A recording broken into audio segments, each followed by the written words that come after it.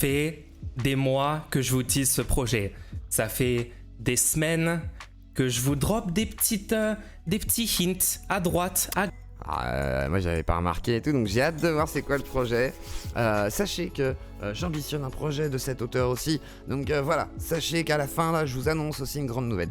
Je t'ai dit que si tu as besoin de conseils travaux techniques, n'hésite pas. Ah oui c'est vrai le moche, c'est toi. Ok, réécris-moi sur Discord, je t'avais pas retrouvé, c'est pour ça. Il y a trop de monde qui m'écrit, je t'ai pas retrouvé dans mes messages MP. Je veux bien que tu m'envoies un MP tout de suite. Tu m'écris coucou et voilà. Tu sais qu'il existe un site comparateur de devis de ce type, les entreprises, les contacts. Ouais, compliqué, hein, trop long. Trop compliqué en ce moment. Alors les tâches, je n'ai aucune confirmation. C'est quoi? C'était bon et c'est normal? De quoi? Alors les tâches, je n'ai aucune... Tu n'as aucune confirmation? Tu m'as envoyé quand? Hier ou avant-hier, Jack? Dis-moi. Est-ce que c'était hier ou avant-hier? Enfin, depuis lundi. Si c'est depuis lundi, t'es noté. Si t'es pas depuis lundi et que tu me l'as fait avant, je veux bien que tu me renvoies ton adresse au cas où. Parce que j'ai quelques noms et je sais pas si c'est les pseudos. Et maintenant j'ai les noms, donc je sais plus qui est qui après. Faudra me redire. J'ai plein d'adresses, là j'en ai 24. C'est ça? Attends. 24... attends, j'en ai combien? Attendez, je vous dis ça tout de suite. J'en ai 24 plus 8. Tac, attendez. Non, 14 plus 8, pardon. Donc j'en ai 22, pardon. Donc il reste 28. 28. Il drop des shit, des quoi. Salut les petits potes, salut à toi. Et installez-vous tous, donc voilà. On écoute donc le futur projet, la contre-cagnotte, c'est parti. À gauche, je vous en parle. Je fais des streams où secrètement j'étais en train de bosser dessus. Désolé, Mais personne savait. Ah oui, c'était un secret. Je vous ai longtemps parlé de ce projet. Enfin, on révèle ça. Alors les gens, je vous ai préparé une vidéo spéciale pour l'occasion. Attention, attention, attention, le projet secret de la neutrosphère. Qu'est-ce que c'est? Qu'est-ce que c'est les gens? Imaginez, qu'est-ce que c'est? Vous pensez à quoi là tout de suite? Hein? Comme ça là. Intuition? Oh!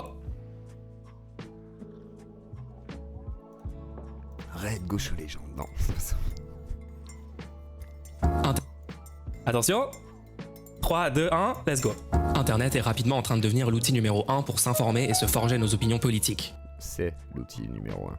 Sur toutes les plateformes, des influenceurs émergent et deviennent populaires, propageant leurs avis à des millions de personnes. Mais leurs objectifs sont parfois flous, et comprendre le gros de leur position politique peut être un travail long et ennuyeux. Surtout lorsque certains créateurs font tout... c'est bien vendu hein, déjà. Oh, c'est long, ennuyeux. T'as pas envie faire des trucs là, ennuyeux, d'aller sur internet, être tapoté, d'aller chercher vite fait. T'as pas envie? Nous, on se propose de faire quelque chose pour toi. Et ça, tu n'es pas prêt. Pour que vous ne connaissiez pas leur vraie position. C'est pour ça qu'on a vraiment besoin d'un politique... Parce qu'on vous ment. On vous ment, on va pas, voilà, quelle serait nos positions? Peut-être qu'on est juste confus, non? Je sais pas, on va voir. On va parler des trans, Wiki.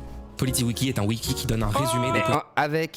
Avec Amélie Menu, donc là on sera de l'autre côté, on sera pas du côté moufette, on sera du côté plutôt un peu Sophie Robert, mais on va parler surtout de son documentaire et de la shitstorm aussi qui est autour et de comment elle a fait son documentaire et des problématiques que ça a engendré, etc. Donc voilà.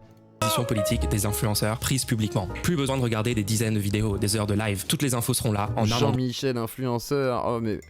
Oh mais ces rêves de l'extrême droite, c'est magnifique. Le blond c'est qui? C'est Bad Mulch. Soigneusement sourcé et vérifié par nos modérateurs. C'est un peu ma nouvelle némésis pour laisser tranquille Kali. Et parce que Kali je l'aime bien. Et du coup Mulch c'est celui qui m'a aidé à gagner quand même 1500 € un soir parce qu'il faisait une cagnotte de 1500 € pour 24 heures. Et donc du coup je lui ai dit allez contre cagnotte. Donc ce soir je me dis si je gagne 5000 €, bah alors là je sais pas, je vous fais 2-3 streams de 24 heures, j'essaie de vous inviter. Papacito c'est pas encore assez. Je sais pas ce que je peux faire. Putain, je sais même pas ce que je pourrais faire. Bon bref, on écoute le projet. Contre cagnotte. Le but de PolitiWiki est d'offrir une synthèse d'informations 100% factuelles, déjà disponibles publiquement, que tout le monde peut facilement vérifier soi-même en remontant à la source. Comme tous les wikis, tout le monde pourra y participer et la communauté approuvera les contributions une fois les sources vérifiées. Nos positions politiques changent bien sûr au fil... Alors c'est un wiki, hein, donc voilà. Et les gens pourront aussi mettre volontairement ce qu'ils veulent dedans. Du temps, donc PolitiWiki se fixe l'objectif de rester à jour sur ces changements de position. Voilà ce que je souhaite lancer avec PolitiWiki, un outil PolitiWiki, alors moi le premier truc que j'ai fait c'est que j'ai tapé le nom, j'ai vu que ça existait aux États-Unis. Et effectivement le nom de domaine existe et il a dit que le nom de domaine existait. République, aujourd'hui inexistant. Mais ça ne sera possible qu'avec votre aide. En plus des dépenses d'hébergement, le wiki nécessite des heures de recherche, de rédaction des pages. Pour justifier 5000 € à demander. Et de vérification des contributions qu'il faut payer. Alors je lance pendant une semaine un crowdfunding avec l'objectif de récolter 5 000 €, ce qui couvrira le fonctionnement du projet. Donc let's go crowdfunding. Moi je vous propose un an d'émission en 2023 pour 5000 € ce soir en exclusivité. Voir si jamais ce soir par exemple on met 1000 € dans la cagnotte, 2023 est assuré. Et s'il y a plus que 1000 euros dans la cagnotte, et bah 2023, je vais voir Vincent Lapierre en infiltration à Paris. En plus je vais le voir, donc comme ça c'est bien, je suis sûr de le faire et ça me payera le train. Voilà, donc ce soir nous lançons le fameux crowdfunding 5000 euros en contre-crowdfunding de Wiki machin. De toute façon pour l'instant ils en sont pas trop loin, ils en sont à 100 et quelques euros, donc voilà, si on dépasse la cagnotte c'est déjà toujours, on a 6-7 jours pour les battre. Pendant une année entière. Allez, Si vous c'est trouvez parti, qu'il les nous faut gens. ce PolitiWiki, contribuez maintenant sur Utip. Allez. Voilà. Donc il a expliqué qu'il allait payer des modérateurs, etc., des gens Et qui que allaient moi, je travailler suis en tort. là-dessus. Ils ont gagné combien ? 207 euros. Donc voilà, pour l'instant la guerre est menée. On va pas créer de wiki. Moi je suis contre l'étiquetage des gens obligatoire, de dire ah, lui il est là, lui il est là, lui il est là, lui il est là. Si jamais c'est flou, comment ils vont faire ? Je sais pas. Mais bon, laissez donc faire. Mais on va les laisser récolter leurs 5000 euros. Nous on va récolter. Et moi je continue à inviter des gens que je veux, comme j'ai envie. Et d'ailleurs on va essayer de faire Daniel Conversano prochainement, parce qu'on a regardé le documentaire Carnet 88, donc je pense que ce sera intéressant de le recevoir pour avoir une suite de tout ça. Bientôt Sophie Robert et Moufette, ça va le faire. Et ce soir on va accueillir Amélie Menu. Donc pour beaucoup de gens c'est une réactionnaire, c'est une ancienne gauchiste aussi pour certains. Elle plaît à personne dans le sens où forcément elle est clivante parce qu'elle a été des deux côtés. Et aujourd'hui elle a fait un documentaire donc sur la transidentité. On va regarder une petite bande-annonce juste avant. Ce soir on va revenir un peu sur le wiki politique, ça va être rigolo d'en parler parce que le principe est plutôt sympathique, mais ça semble être une sorte de scam, hein. Je ne veux pas dire, mais bon. Donc moi je vous scamme rien, je vous vends des tatasses. 15 euros la tatasse, vous pouvez mettre plus, juste pour concurrencer la cagnotte. Chaque euro compté, même pour les tasses, sera compté comme une contre-cagnotte. C'est important de le préciser. Passons à la suite. Petite bande-annonce. Ah, attendez, c'était ça. Petite bande-annonce. Donc, le film d'Amélie Menu, c'est ça. L'automne a toujours été ma saison préférée. Mais je le trouve cette année particulièrement morose et anxiogène. Peut-être est-ce parce que j'ai passé mon temps à faire des recherches. Ah, désolé, Adnar, j'arrive pas à parler normalement là. Je vous dis, j'ai ma dent qui touche ma langue et qui me fait un petit peu mal. Et j'en peux plus. Ils en sont à 207 euros, et ben il faut battre 207 euros. Putain. Sur l'un des thèmes les plus tristement populaires du moment. Oh. Wouhou. Ah. Ce documentaire est parti de l'intention la plus pure. Je voulais expliquer clairement aux gens ce qui se passe. Je voulais... Ouais, surtout quand il fait croire que c'est pour acheter le nom de domaine et surtout payer des gens. Genre il va pas payer qui que ce soit, en fait c'est pour se payer lui-même. Et voilà, il a dit c'est moi qui vais travailler, hein. Je suis prêt à me sacrifier un an. J'ai pas confiance en lui pour me cataloguer et m'étiqueter. Donc financez-moi, qu'on aille tous. Et après on ira raid et tout aussi, le wiki politique sera trop bien. On pourra dire ah Yeux clos, il est d'extrême droite. Réconcilier les irréconciliables. Fuck les LGBT, fuck. J'étais certaine au fond de moi qu'il serait possible de trouver un terrain d'entente. Comme dans toute guerre, j'espère une armistice. Ce que j'ai trouvé lors de mon enquête est absolument déroutant. Je crois que malgré tout ce que je savais sur le sujet, j'étais très loin d'imaginer ce sur quoi je suis tombée. Et je crois que vous ne l'êtes pas non plus. Installez-vous, c'est le début de l'émission, vous n'avez rien loupé pour l'instant. Ce documentaire n'est pas ce que vous voulez Sans voir. un semaine de ta poche. Ah bah, c'est que vous devez. y a pas que ça va, y a tout le monde. Ah non, arrêtez le pauvre Saman. En plus, il a 2 heures de retard. Il m'a dit là, il sait pas s'il va pouvoir arriver à l'heure. Et bonsoir Amélie, on regarde la bande-annonce. Et voir. Je te laisse me rejoindre dès que tu le veux. On dit souvent que si les gens s'opposent à toutes ces avancées, à ce progrès, c'est parce qu'ils sont mal renseignés, qu'ils ne comprennent rien et ne cherchent pas à savoir. Idiot, t'es un nazi, t'es un facho, t'es un transphobe. C'est vrai qu'on connaît un petit peu la ritournelle de certains. Pourtant, certains, il y a 10 ans, précisément. je me suis moi-même identifiée à tout ça. J'ai été convaincue par toutes ces promesses et ces utopies. Ouais, il y a du taf, il y a un gros taf quand même. Moi j'ai vu le documentaire, c'est assez... En fait, Amélie, elle est en mode... billet petite veste bleue. Tranquille. Tu sais, genre en mode journaliste, elle s'est fait un LinkedIn. Enfin... Il y a tout un process en fait qui est assez cool. On va en parler ensemble justement, on va lui demander comment ça s'est passé la création du docu. Parce qu'il y a aussi un petit scandale derrière, façon de parler. Vous allez comprendre. J'ai tant d'amour et d'empathie pour toutes mes sœurs et mes frères qui ont ou sont en train de traverser ces moments difficiles de désespoir, de doute et d'impatience. Cependant, je ne pardonnerai jamais aux gens qui profitent aujourd'hui de la fragilité des miens.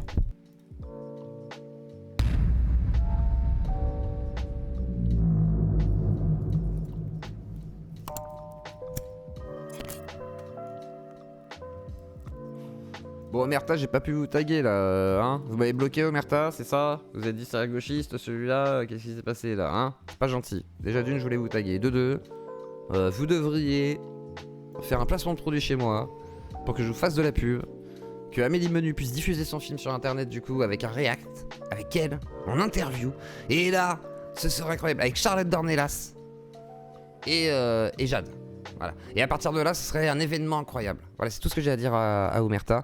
J'ai vu le documentaire, personnellement, que j'ai trouvé intéressant. Alors, comme j'ai dit l'autre fois, il y a des choses qui m'ont un peu tiqué, malgré tout, dans le documentaire. C'est-à-dire, surtout, il y a une phrase beaucoup qui m'a tiqué plus que les autres, on va dire. On en parlera après. C'est sur l'autisme, où Amélie va dire que c'est une masculinisation du cerveau, me semble-t-il. Donc, voilà. Il y a des petits trucs comme ça qui peuvent faire tiquer, mais après le documentaire est bien amené. La première partie est plutôt dans tout ce qui est la transidentité, comment c'est amené, comment elle l'a vécu, comment certains le vivent, qu'est-ce que c'est fondamentalement. Et après on commence à aller petit à petit sur des possibilités qui sont évoquées, comme, alors je vais reprendre le terme de Sophie Robert, ce n'est pas le terme mis dans le documentaire de Amélie Menu, d'une sorte d'épidémie sociale liée à un phénomène de mode, un phénomène politique, etc. Lié au transactivisme. Donc du coup, voilà, il y a tout un truc qui se mélange là-dedans, et avec plein d'intervenants, que ce soit Jade, la fameuse personne transgenre qui est une jeune femme qu'on avait vue par exemple, je sais pas, chez Valeurs Actuelles, Livre Noir me semble-t-il. Il y a Dora Muto, une psychanalyste. Nous avons un docteur belge qui a donc amené certains à faire des transitions physiques, opérations avec... Alors, il y a une hystérectomie dans l'histoire aussi. Ouais, je vous invite à regarder quand même le documentaire, parce qu'il est assez... il peut être punchy par moment, et puis en même temps, ça va, il est bien amené, il est bien monté. Et donc ce soir, on reçoit Amélie Menu. Bonsoir. Bonsoir.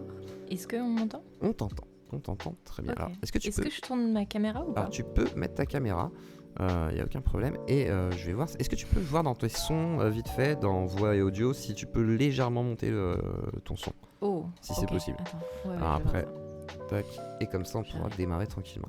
Donc Amélie Menu, je sais pas si on va dire réalisatrice me semble-t-il du documentaire, et journaliste du coup du documentaire. Salut à Bilzer, salut à toi. Est-ce que tu m'entends mieux là? Parfaitement. Est-ce que vous l'entendez bien les gens? Dites-moi, c'est vous qui allez me dire, parce que moi j'ai mon oreille, j'entends bien. Oui. Mais... Oui. Et les gens dans le chat, c'est ça qui m'intéresse dans le chat, je vous laisse répondre. Eh bien, bonsoir Amélie, ça a l'air d'être bon. Bonsoir Amélie. Bonsoir Alexandre. Alors du coup, tu es réalisatrice du documentaire, est-ce que tu es productrice? Comment ça se passe? Déjà, comment on te définit par rapport à ce documentaire? Je suis réalisatrice, monteuse, j'ai quasiment tout fait en fait.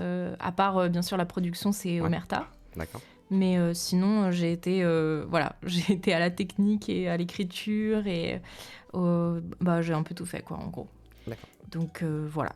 Est-ce que tu te sens comme une journaliste, du coup, après cette histoire? Parce que t'es épinglée par bizarre. Arrêt sur Image, on va en parler aussi, mais c'est incroyable, du coup. Alors, comment ça commence? Est-ce que tu te sens journaliste? Et après, tu nous expliqueras comment ça s'est passé, mais voilà. Comment Est-ce que je me sens journaliste? Honnêtement, c'est un peu bizarre, tu vois, ça prend du temps, je pense aussi, de changer l'image qu'on a de soi-même. Et puis même, je trouve que ce documentaire, j'ai été un petit peu lâchée, tu vois, genre, on m'a dit, fais un documentaire sur les trans. Et du coup, j'ai quand même encore, je trouve, la patte YouTube. Moi, je trouve que franchement, on dirait juste une vidéo YouTube super bien réalisée, tu vois. Ça. Mais du coup, j'ai encore du mal à un peu me détacher de mon ancien format. Donc, je dirais pas que je suis journaliste à 100%, tu vois. Il y a plein de trucs que j'ai mal fait. J'étais un petit peu en train de nager, tu vois. C'est genre, on a pris le bébé, là, on l'a foutu dans la piscine, on l'a jeté. On a fait, vas-y, t'inquiète, tu sais nager, en vrai. Et j'étais en mode, attends, est-ce que je sais nager? Parce que t'as tout fait toute seule, hein, vraiment, la prise de contact, etc. C'est vraiment quelque chose qui s'est fait, voilà. Donc, alors, comment t'as été contactée, peut-être, et comment ça se passe, du coup? Comment ça s'est déroulé pour réaliser ce docu? Rien en fait, j'étais dans une phase où en fait YouTube, comme tu peux le savoir, ça paye pas beaucoup, tu vois, donc j'avais un peu j'étais un peu à la recherche de nouveaux horizons que je pouvais m'ouvrir avec ce que je savais faire, etc. Et là, comme par hasard, je rencontre un des gars du futur Omerta, mais à l'époque, il était juste en mode je cherche des gens. Et donc, je rencontre cette personne-là qui ensuite me présente à d'autres personnes. Et puis, voilà, de fil en aiguille, ils me disent « Ah, mais est-ce que t'es chaud de faire un documentaire sur les trans ?» Et là, je me suis dit « Putain, c'est vrai que ça fait longtemps que je veux en parler. » Mais à chaque fois, tu vois, il y a un peu ce truc où tu te dis... Non, mais c'est trop chaud. Non, mais je vais me faire cancel. Non, mais j'ai pas envie d'être terfisée. J'ai pas envie d'être... voilà. En fait, t'as toujours cette espèce de micro... j'ai pas envie de chercher la merde. T'as pas envie de j'ai pas envie tanker d'être le dans... truc, quoi, aussi, c'est ça. Ouais, c'est ça. C'est surtout ça, quoi. Ouais, et puis... Mais en même temps, tu vois, j'étais un peu portée en mode... mais en vrai, faut qu'on en parle. Faut que quelqu'un en parle. Et plus j'y réfléchissais, plus je me disais... Mais en fait, je suis vraiment la meilleure personne placée... pour en parler, tu vois. Peut-être pas la meilleure, mais genre, je pense que j'ai un avis ni trop conservateur. Radical, ouais, c'est ça. Tu vois, par exemple, le What is a Woman de Matt Walsh, qui est sorti cet été, là. Pour ceux qui savent pas, c'est l'américain... documentaire, qu'est-ce voilà, qu'une femme ça. où il va voir des papous à un moment donné, les papous, on sait pas ce que c'est qu'un trans, n'importe quoi. Ouais, mais voilà, après... tu vois. En fait... Mais c'est un peu biaisé, quand même. Ben, t'es d'accord avec moi que genre il est un petit peu exagéré et que tu sais c'est pas genre il avance pas grand chose dedans, tu vois. Non, et puis même c'est biaisé dans le sens où quand il prend une tribu par exemple africaine, etc., qui a d'autres codes, bah c'est d'autres codes justement. Donc les codes apportés ne sont pas les nôtres. Donc si tu lui dis non-binaire, trans, il s'en bat les couilles. Par contre, il peut avoir des personnes qui sont quand même des femmes alors que ce sont des hommes. Ils s'appelleront pas ça comme ça, ils auront d'autres codes pour les signifier et peut-être même d'autres statuts sociaux que femmes, hommes, comme nous on va les attribuer. Comme on peut le voir en Inde ou dans des pays asiatiques, etc., où c'est très courant d'avoir des statuts assez particuliers justement pour ce type de personnalité, va-t-on dire. Donc, voilà. Exactement. Et donc je l'ai trouvé un petit peu biaisé, même si c'était intéressant, tu vois. Mais je me suis dit, c'est tellement américain en fait. C'est tellement, tu vois, dans le côté clash, trash, drama, ça rajoute, en fait, ça sépare plus les gens que ça ne les rassemble. Et je me suis dit, putain, mais ça serait tellement bien si on pouvait faire un truc plus nuancé, qui parle de vécu et puis qui, je sais pas comment dire, qui est un petit peu, tu vois, qui est rationnel sans entrer dans, on va dire, dans une idéologie d'un côté comme de l'autre. Ouais. Et du coup, voilà, quoi, c'est ce que j'ai essayé de faire. Voilà. Et alors, du coup, en rencontrant autant de personnalités, autant d'avis contraires, quel avis, toi, ça t'a forgé au fur et à mesure ? Parce que, bon, là, t'as fait ton docu, t'as un peu de recul, tu vois la réaction des gens avant de parler du petit scandale qui va entourer le truc. Le petit scandale, je dis bien, parce que pour moi, c'en est pas un, mais c'est rigolo. Ouais, moi aussi. Donc, le petit scandale, avant ça, qu'est-ce que t'en as tiré ? Parce que tu tombes sur des gens qui te disent, en gros, c'est une problématique réelle, on emmène peut-être des adolescents, voire des homosexuels, etc., à transitionner d'une manière peut-être grave. Après, t'as des gens comme Jade et d'autres qui sont beaucoup plus mesurés quand même dans leurs propos. C'est-à-dire, Jade, elle a toujours été assez honnête, donc bon, bah là, elle est honnête, elle dit c'est possible qu'il y ait des gens qui se laissent emporter, mais en même temps, c'est nécessaire pour la lutte, ce qui est vrai. Et souvent, quand une transition est très réussie comme Jade, ça fait un très bon exemple, effectivement, donc c'est d'autant plus important, d'une certaine manière. Et après, t'as effectivement aussi ce docteur. Salut Omerta. Alors Omerta, alors il est quand le placement de produit là, hein ? C'est quand ? Donc voilà. C'est quoi, il y a Omerta dans le chat, c'est Oui, ça ? ils sont là. Ils font merci d'avoir reçu notre journaliste Amélie Menu, retrouver le documentaire Trans, la confusion des genres en version longue sur notre application mobile. Et un jour, il faudrait aussi, Omerta, dire à Amélie de faire une diffusion peut-être sur YouTube. C'est un truc un peu communautaire, ça serait bien peut-être. Je sais pas. Après, peut-être qu'elle n'a pas le droit, je sais pas, au niveau des droits, c'est encore autre chose. Mais bon, c'est un autre débat. Du coup, ton avis, il est comment sur la transidentité aujourd'hui ? Et la manière dont c'est amené aussi par les médias. En fait, c'est bizarre, tu vois. Il est à la fois beaucoup plus sympathique et à la fois beaucoup plus tranché. Je sais pas comment dire. Genre, je suis vraiment... Maintenant, je suis certaine qu'il y a réellement des... Comment on dit qu'il y a réellement des vraies dérives très graves dont les gens ne sont pas du tout au courant. Et pourtant, et à côté de ça, ça a vraiment renforcé mon amour et on va dire ma complicité en fait avec une certaine partie des vrais trans pour le coup, qui m'ont vraiment touchée et qui m'ont vraiment... Donc tu vois, c'est un peu genre... C'est comme si je m'étais radicalisée dans les deux sens, tu vois. Genre, je sais pas comment expliquer. En fait, tu t'es spécialisé finalement dans la connaissance de sujet, et je pense que t'es radicalisé dans ce qui peut le plus faire peur, peut-être, façon de parler. C'est dans ce qui est mis en avant. Moi, par exemple, j'en ai parlé avec Sophie Robert, tout le côté justement épidémie sociale ou transition d'homosexuels qui devraient pas transitionner parce que voilà, enfin, il y a ce qu'on appelle donc une thérapie de conversion dans le documentaire. C'est assez particulier. Enfin, il y a vraiment des choses qui sont assez flippantes. Et d'autre côté, en même temps, il y a l'humain. Donc effectivement, des personnes qui ont nécessité de faire des transitions. Donc tu peux pas non plus les condamner et leur dire au bûcher, on va vous empêcher de vivre comme il le faut. Donc, et puis même, je pense que même de par mon histoire en fait personnelle, j'ai vraiment été hyper touchée par plein d'histoires, aussi bien par certaines trans que par exemple la maman d'une enfant trans, tu vois. Donc j'ai vraiment eu tous les côtés et c'était vraiment sans vraiment spoiler, hyper... on va dire c'est une maman qui a pas perdu son enfant, mais a perdu le contact de son enfant, et tout ça c'est un peu lié aussi à un mouvement de transition. Alors après, est-ce que c'est forcément lié à ça? C'est là où c'est compliqué, il y a peut-être des histoires de famille aussi plus profondes, donc ce qui est mis en sujet c'est la transition, mais ok. Et du coup, quand tu fais ce documentaire, tu as une nécessité pour pouvoir travailler, ça va être de changer d'identité du coup. En fait, au début, je me suis présentée à pas mal de gens avec ma vraie identité, tu vois, parce que j'étais assez... je pense que j'étais naïve. Enfin, moi, je crois que le monde politique, je reste toujours un petit peu... J'arrive toujours avec beaucoup de bonne volonté. Et en fait, au bout de 3 semaines, 1 mois, je me retrouve à me prendre que des vents, en fait. Vraiment des vents ou même des... Je suis pas intéressée et tout, tu sais, comme ils savent pas qui je suis, ça les rassure pas, le thème, ni rien. J'étais méga honnête et les gens me répondaient non ou juste me répondaient pas. Et moi, en fait, j'avais vraiment envie qu'il y ait des vrais témoignages de gens concernés, de médecins, de trucs comme ça. En fait, tu vois... Quoi.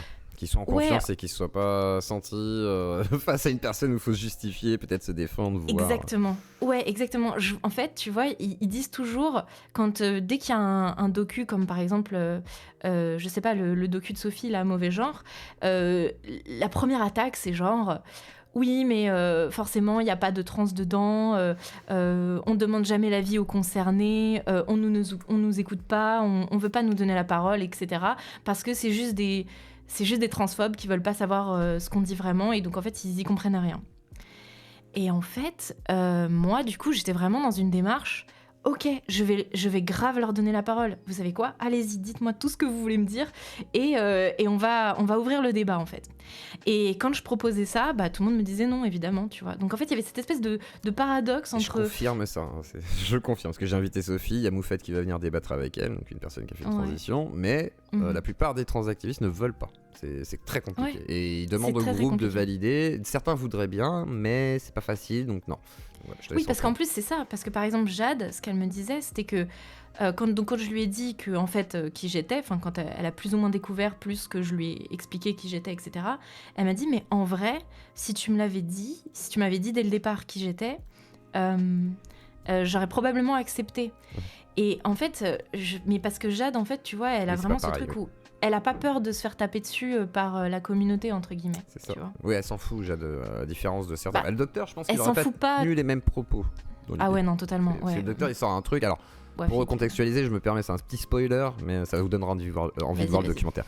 C'est un docteur, donc médecin généraliste, qui travaille donc pour une association transactiviste belge. Et dans cette association belge, il y a des femmes qui viennent, tu vois.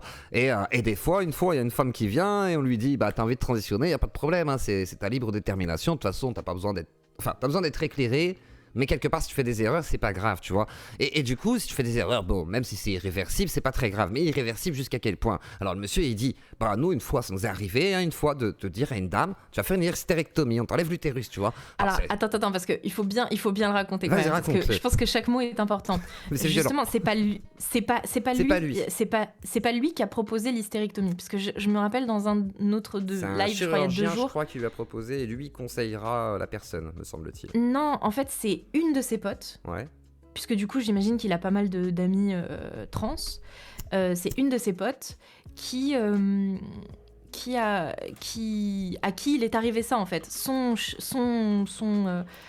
endocrinologue lui a conseillé de faire une hystérectomie, et donc ils ont vu avec... Enfin, un truc comme ça, quoi. Donc en fait, lui, c'est juste... Il a entendu parler de cette histoire via une de ses amies. En gros, il dit clairement que la personne n'était pas éclairée, qu'on lui aurait menti sur le fait qu'elle pouvait avoir des cancers, et que le but était qu'elle fasse la transition plus que le fait qu'elle soit bien informée, puisque le choix de la détermination sexuelle, par exemple de l'autodétermination, excusez-moi, est plus important en fait que que le choix est irréversible peut-être. Donc et en fait là-dedans il est assez flou, donc c'est compliqué de savoir ce qu'il en pense définitivement, mais ça c'est assez choquant on va dire quoi dans le propos. Ouais, après moi je trouve qu'il est quand même assez clair. D'ailleurs pour dire aux gens, je vais mettre son interview, enfin je vais mettre plusieurs interviews que j'ai fait en entier, parce qu'en fait c'était super intéressant. J'ai eu plein de discussions vraiment passionnantes avec plein de gens, des psychologues, etc. Même l'histoire de la maman, je la trouve vraiment touchante. Rien que d'y penser, ça me donne encore un petit peu envie de pleurer, quoi. Donc je pense que je vais mettre ça en bonus en fait de mon docu. Donc pour les gens qui voudront voir si j'ai bel et bien coupé ou tu vois si je l'ai coupé au montage ou pas, en tout cas de toute façon tout le monde pourra voir l'entretien en entier non cuté ou quasiment pas, parce que des fois je fais des questions à rallonge, je me saoule donc je cote mes questions, normal, mais après c'est pour le besoin du format en fait, le format. Après tu vois c'était un truc que je me demandais, c'est est-ce que tu allais sortir justement les interviews à côté, tu vas les mettre sur Omerta ou sur YouTube? Ouais, mais ça sera en bonus sur Omerta, ouais. Tout à fait. Parce que c'est une bonne initiative dans l'idée, parce que ça permet au moins aux gens de voir la totalité de la discussion. Répondez à la question, Zio est trans? Non. Et Amélie est trans? Je crois pas. Alors, non, je suis pas trans. Mais on pourra raconter un petit peu, si on veut, l'histoire, tu vois, parce que quand on rentrera un petit peu plus profondément dans le sujet, mais ouais. Voilà. Et alors, du coup, tu es épinglé à ce moment-là par Arrêt sur Image, qui dit que tu as menti, du coup, et certains regrettent d'avoir discuté avec toi. Alors, comment tu as un peu vécu le truc? Comment ça s'est passé? Et que dit l'article à peu près pour résumer dans l'idée? Je sais plus trop, parce qu'en fait, moi, je me suis pas... en fait, je savais qu'il allait y avoir ce genre de drama. C'était tout à fait prévisible qu'on m'attaque sur la forme plutôt que sur le fond, sachant qu'en réalité, j'ai totalement le droit pour avoir... Enfin, je veux dire, en tant que journaliste, j'ai le droit de prendre une fausse identité, entre guillemets. Enfin, voilà, je veux dire, quand c'est Mediapart qui le fait, personne... Enfin, tu vois, personne n'est outré quand quand un journaliste de Mediapart va infiltrer les milieux FAF. Enfin, voilà, il prend une fausse identité et il n'y a aucun problème, tu vois. Mais simplement parce que c'est moi, parce que c'est, je sais pas, ils se sont fait des fantasmes sur qui était Omerta, et donc... ils ont eu peur que ce soit un truc à charge. Oui, voilà, un truc à charge. En fait, d'un côté, je comprends totalement. Je comprends totalement le fait que les gens que j'ai interviewés se sont sentis trahis. Après, il faut savoir que dans le montage final, j'en ai gardé que un seul, en fait. Sur les 3 qui m'ont mis en demeure. Après, tu sais, genre ils ont fait oh là là, en fait on a été piégés, et boum, mise en demeure. En fait, il y en a qu'un seul que j'ai gardé, parce qu'en fait, finalement, les 2 autres, elles étaient pas spécialement pertinentes. Je trouvais qu'elles avaient un vocabulaire qui était trop, tu vois, trop comment on dit, confusionniste. Tout à fait. Tu vois, en fait, ça mélangeait les trucs. Tu sais, déjà, c'est difficile de s'y repérer dans cette idéologie. Mais alors vraiment, quand t'as une sociologue transféministe qui vient t'expliquer avec des mots hyper compliqués, des trucs mais simples comme bonjour, t'es un peu en mode bon, est-ce que en fait je la mets alors que ça va juste embrouiller tout le monde, et que là j'essaie de faire le truc le plus simple possible, tu vois. Moi, mon idée c'était vraiment que ça soit un truc accessible aux boomers qui ont jamais entendu parler de ça. C'est vrai que c'est la différence avec ton docu et celui par exemple de Sophie Robert. Je vais les comparer parce que voilà, et il y a d'ailleurs Primum qui te remercie pour le docu et qui te soutient. Primum donne nos séries, donc zététicien devant l'âme, devant l'éternel, et qui soutient, donc comme quoi, vous voyez, ça veut rien dire. Après on va dire les zététiciens ils sont transphobes, c'est pour ça. Du coup, pardon, c'est possible, oui. C'est possible. Mais alors du coup la différence avec Sophie, c'est que Sophie, c'est vrai que son docu, moi je lui avais dit, ça m'a mis un peu une claque parce qu'il y a plein de trucs, c'est très lourd, c'est très condensé, c'est très en fait c'est super intéressant. C'est ça qui est compliqué, c'est après ça manque un peu de sources, c'est-à-dire il manque un tout petit peu alors elle a les sources, mais ça manque un peu plus de profondeur. Mais comme elle a 4 parties voire plus, parce que c'est Sophie Robert et qu'on a l'habitude, c'est vrai que ça pourrait très bien s'étendre sur 6 épisodes, et du coup au fur et à mesure s'étaler et avoir un truc un peu plus solide à la fin, mais c'est parce que c'est en train de se construire. Mais c'est vrai que je me suis dit, du coup c'était marrant que vos 2 docus sortent, et le tien est d'autant plus simplifié, et je trouve que c'est une sorte de bon pied de démarrage pour aller sur le deuxième, qui est d'autant plus poussé. Donc, et du coup t'as vu celui de Sophie Robert, qu'est-ce que t'en as pensé dans l'idée? Moi, tu sais, j'ai beaucoup, enfin, ça fait plusieurs années, par exemple, en fait, j'ai été introduit à la sphère TERF, on va dire, on va l'appeler comme ça. Enfin, je vais pas l'appeler TERF parce que c'est un peu une insulte aujourd'hui, mais j'ai été introduit à la sphère radicale féministe, on va dire, avec Dora, puisque moi ça fait genre 7 ans que je la follow, enfin c'est quelqu'un que j'aime beaucoup, et donc quand j'ai commencé à voir que tout le monde la harcelait, j'étais un peu en mode what the fuck quoi, qu'est-ce qui se passe? Et donc en fait j'ai un peu, en fait tous ces arguments là, enfin tous les arguments qui sont développés dans le truc de Sophie, je les ai vus passer genre plusieurs fois moi personnellement dans parcours, toutes mes recherches, dans tout mon parcours et tout. Donc en fait j'ai pas vraiment beaucoup appris, mais je trouve que c'était sympa la manière dont elle a fait le montage, etc. Bon, en tant que monteuse, j'aurais fait un truc un petit peu plus dynamique à certains moments et tout, tu vois, mais sur le fond, moi je suis pas contre la plupart des trucs qui sont dits. Après, souvent, je vois aussi leur biais radical féministe, justement. Tu vois, parce que moi, je suis pas féministe et encore moins radicale. Donc, si tu veux, des fois, je tique un peu, mais en fait, je sais pas comment dire. Moi, j'écoute toujours un peu tout le monde et j'ai pas d'avis toujours. Tu vois, genre. Je sais pas comment avis bloqué et définitif. Ouais, c'est ça. Tu restes ouverte et à te dire, bon, ça se trouve, je changerai d'avis dans quelques temps. Je comprends. Je suis pas facilement trigger, on va dire ça comme ça. Donc le docu m'a pas spécialement trigger. J'ai trouvé ça hyper intéressant. Il y a quelques trucs qui m'ont un peu inspiré même. Et voilà, j'ai bien aimé l'idée des tables rondes. Donc voilà. Très bien. Et du coup, qu'est-ce que je voulais dire? C'est quoi TERF? Voilà. C'est quoi TERF? Parce que les gens ils sont là, c'est quoi TERF? C'est quoi TERF? C'est quoi TERF? Donc est-ce que tu peux expliquer ce que c'est qu'une TERF? Voilà. Je sors un décryptage dans quelques jours sur l'Instagram d'Omerta. Si vous voulez aller vous abonner, je ferai pas mal de petits décryptages comme ça, hyper simples. Mon but, c'est vraiment genre d'éduquer les gens et que les gens se mettent à comprendre ce sujet, parce que franchement, là, ça avance tellement vite et plus personne comprend rien, en fait. Même moi, des fois, je suis un peu perdue dans ce sujet, quoi. C'est vrai que dans le milieu transactiviste, il se passe beaucoup de choses, on va dire. On est sur quelque chose qui évolue très vite et qui prend de multiples formes, en fait. C'est ça qui est étonnant. Ouais. C'est ça qui est étonnant. Et toi, du coup, dans ce milieu-là, qu'est-ce que tu trouves le plus attachant, finalement? Parce que j'ai l'impression que tu as une vraie affection pour toutes ces personnes. Et tu le dis, qu'est-ce qui te touche le plus là-dedans?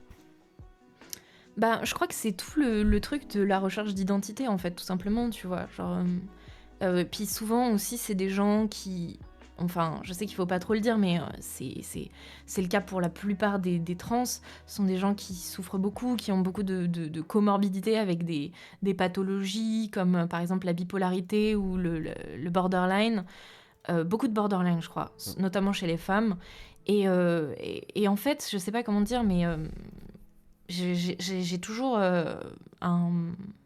j'ai toujours une connexion profonde avec les gens qui sont un peu cassés comme ça, tu vois. Genre, je pense que c'est parce que je le suis aussi un peu, tu vois, mais cette recherche d'identité par laquelle je suis passée aussi, tu vois, et voilà, cette souffrance à laquelle je peux vraiment, vraiment empathiser. Ouais, faire de l'empathie pour cette souffrance, enfin, c'est facile pour moi. Je sais pas comment dire. D'accord, tu te reconnais vraiment en eux, quelque part, quoi. Okay. Ouais, c'est ça. Et qu'est-ce qui te fait peur là-dedans? Qu'est-ce qui te fait peur là-dedans, du coup, dans ce phénomène, alors? Vraiment, concrètement. Là, ça va être mon petit côté, on va dire, conspirationniste, comme diraient les autres. Mais en vrai, moi, j'ai vu, c'est bon, là, je suis convaincue. En gros, il y a des médecins qui, aujourd'hui, beaucoup de médecins, et même des ailes entières de certaines cliniques, qui poussent la transidentité pour le fric, quoi. Ils poussent... franchement, il y a un business, mais monstrueux, qui est en train de se faire autour de ça. Et du coup... Tu vois, moi, ce que je dis souvent, c'est que si on voulait vraiment aider les trans, en fait, ce qu'on ferait, c'est qu'on trouverait des marqueurs, des trucs, genre, je sais pas, psychologiques, ou tu sais, on essaierait de définir en quoi correspond exactement le diagnostic de dysphorie, etc., etc. Voire même, on ferait des tests je sais pas comment dire, on pourrait faire plein de trucs, genre... Ils veulent pas les dysphoriques. Ils ont dit non. Moi, j'aurais dit, si vous pouvez vous soigner la dysphorie avec les symptômes, sans forcément vous empêcher de transitionner, vous faites ce que vous voulez, mais genre, on peut soigner les symptômes. On m'a dit non, mais. Et pour eux, c'est comme si on voulait les changer. Voilà. Donc, en fait, moi, ce que je me dis, c'est que ça se trouve, c'est un problème hormonal, ça se trouve, c'est un problème. En fait, ça peut être plein de trucs, mais comme on sait pas, on reste dans le flou et ils veulent pas qu'on cherche. Alors que si on avait un moyen de trouver un marqueur qui dit, ok, toi, t'es trans, et ben, en fait. Ça résoudrait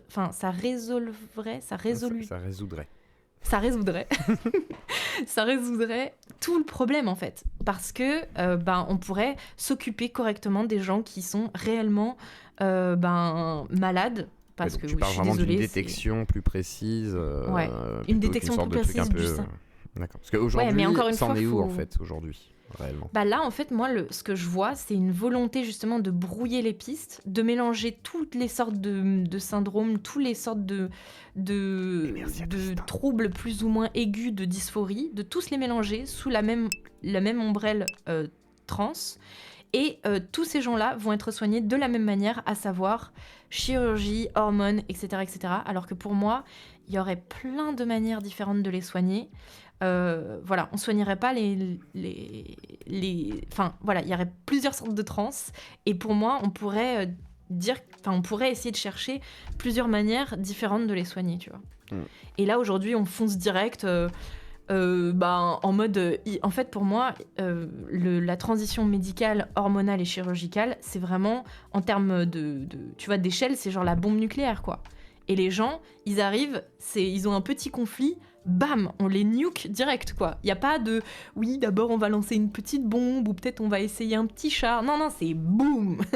On fait sauter le truc, et t'es en mode, mais les gars, relax, en fait. Relax. Ça arrive à tout le monde de pas bien se sentir dans son corps. Ça arrive à tout le monde d'être un peu perdu. Ça m'est arrivé, c'est arrivé à, je pense, beaucoup de personnes, notamment des neurodivergents, qui sont pas... Tu penses que tu aurais été jusqu'à faire une transition chirurgicale si on avait pu te proposer ça à l'époque?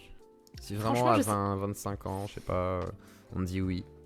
Est-ce qu'à l'époque tu penses que tu aurais pu passer le cas? Parce que c'est quand même très lourd, c'est pas tout le monde qui va passer... Ouais, c'est ça en fait. C'est un peu ça, c'est-à-dire que je sais pas exactement si je serais allée, mais j'étais très influençable à l'époque. Et si j'avais trouvé, on va dire, une communauté qui me poussait à faire ça, je pense que j'aurais totalement foncé dans le délire. La preuve, c'est que j'ai trouvé une autre communauté qui était plutôt le scratching, tattoo, etc. Le truc un petit peu plus pick-up artist et compagnie. En fait, je suis plus allée vers les masculinistes. Justement, dans ma volonté, tu vois, de masculinisation, je suis plutôt allée vers les mascus. Et du coup, j'ai trouvé une autre communauté qui m'a modelé différemment, tu vois. Mais et du coup, dans cette espèce de monde où justement j'étais à fond sur le sport, sur la nutrition, sur bien manger, voilà, faire je sais pas comment dire, faire du sport, etc. Je savais à quel point les hormones, c'était hyper fragile et hyper important d'en prendre soin. Et donc, très rapidement, j'ai compris qu'il fallait pas du tout jouer avec ce genre de truc et que c'était hyper dangereux, quoi. Donc voilà. Donc, du coup, là, avec le recul, je vois très bien comment je suis arrivée à me dire que c'était pas une bonne idée. Mais si j'avais grandi 5 ou 10 ans plus tard, je sais pas, peut-être que j'aurais trouvé d'autres amis et j'aurais grandi différemment. Et j'étais tellement naïve. J'étais tellement à la ramasse, en fait. J'ai mis du temps avant de me faire une idée de qui j'étais, qu'est-ce que je voulais dans la vie, même, tu vois, jusqu'à il y a pas longtemps. Pour les personnes qui sont un peu abîmées, je pense qu'il y a plein de questionnements qui viennent s'accumuler par-dessus. Mais les bien autres. sûr. Moi, j'ai eu ça comme parcours, c'est un peu la même chose, et ce que je disais, ça peut venir dans la tête de tout le monde, de dire pourquoi pas, voilà. Par rapport à un contexte, un environnement, etc. Donc je me dis, bon, et surtout qu'aujourd'hui on a des gens qui prônent un discours politique derrière la transidentité en disant, voilà, je change d'identité pour, par exemple, un mouvement politique, parce que ça me paraît cohérent et tout. Là, ça pose d'autres questions. Est-ce que c'est courant, ça d'ailleurs, le côté politique du coup relié, parce qu'il y en a plein qui vont parler de wokisme, du coup, la politique liée à la transidentité, ou pas spécialement? Je comprends pas très bien ta question dans le sens... Une sorte d'entrisme peut-être. Alors certains imagineraient que la gauche pousse le transactivisme, en gros. Est-ce que pour toi c'est un fait ou c'est une sorte d'extrapolation un peu forte? La gauche pousse le transactivisme, oui, mais c'est plus parce que c'est un sujet qu'ils veulent... tu sais, genre, il y a quelques années, genre il y a 5 ans, c'était le féminisme, ils poussaient ça, tu sais, pour que... En gros, c'est de l'éducation, tu vois, donc à chaque fois, ils ont tous les 1 an, 2 ans, ils ont leur truc phare pour que tout le monde comprenne de quoi il en est, et puis après, ils passent à un autre truc, on next, et puis voilà, quoi. Donc oui, ils poussent peut-être un peu la transidentité aujourd'hui, mais c'est plus dans un but, je pense aussi, d'éducation, tu vois. Il doit y avoir un truc comme ça. Après, est-ce que du coup... Après, moi, je pense que quand même, dans cette mouvance de vouloir... en gros, rendre ça cool, dire qu'en fait ça va, que c'est pas une maladie, etc. en fait, il y a beaucoup de mensonges qui sont aussi, propagés à des gens qui sont très très jeunes ou qui sont fragiles émotionnellement et intellectuellement et qui vont très facilement pouvoir se laisser emporter dans une forme de délusion. Merde, j'utilise le mot anglais. Une forme d'illusion, quoi. Ouais. D'accord, donc tu penses qu'ils entretiennent ça au fur et à mesure et que du coup ça se renforce et après pour en sortir ce serait pas possible au fur et à mesure. Enfin, c'est très compliqué. Ouais. Et puis tu vois, ça rejoint un peu le truc que je disais tout à l'heure sur les médecins. C'est en fait finalement il y a de plus en plus de gens qui rejoignent du coup ce groupe de personnes trans et transactivistes ou militants trans. Et en fait, plus il y a de gens, plus le parapluie devient grand. Et plus les concepts deviennent flous, et ça arrange les médecins, quelque part, parce que plus il y a de personnes qui vont venir dans leur clinique, et plus ils vont se faire de thunes, quoi. C'est tout simple. Donc en fait, si tu veux, il y a un petit peu une espèce de boucle comme ça qui grandit, quoi. Il y a un business qui est en train de se créer. Qui crée des médias, qui crée des machins, qui crée des machins. Et en fait, j'ai l'impression que c'est un petit peu un cercle vicieux dans lequel beaucoup de jeunes vont se retrouver coincés. Et moi, ce que je pense, c'est que ces jeunes-là, dans quelques années, quand ils comprendront un peu le truc hardcore qu'ils ont vécu, vont commencer à détransitionner. On va avoir une giga grande vague de détransition qui vont, en fait, desservir totalement les trans.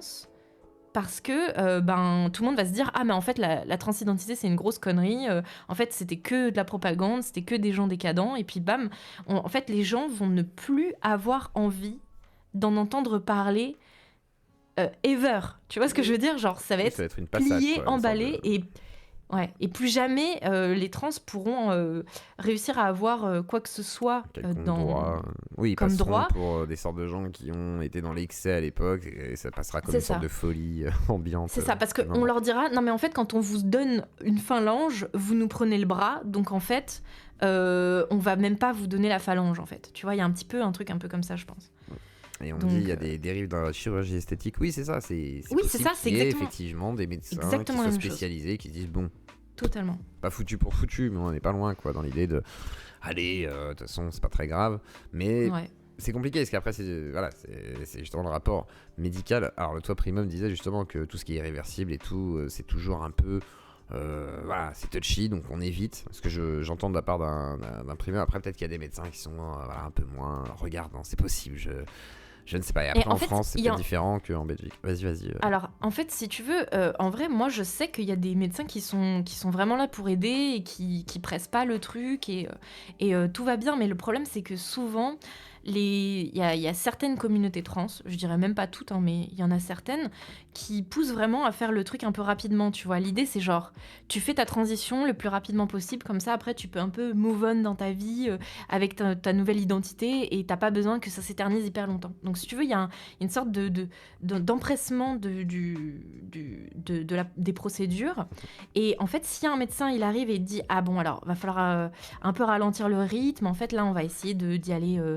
doucement et puis on va voir, il faudrait que tu ailles voir un psychologue parce que franchement ou un psychiatre, tu vois, parce que voilà, il y a peut-être des comorbidités avec un protocole, voilà, etc. Contraignant. Et si jamais ces gens-là te disent ça, et j'en ai rencontré des gens qui m'ont dit ça, ils m'ont dit moi j'ai été voir 2 psychiatres, ils m'ont dit on va attendre parce que ça se trouve t'es juste un homosexuel qui a pas fait l'expérience du sexe.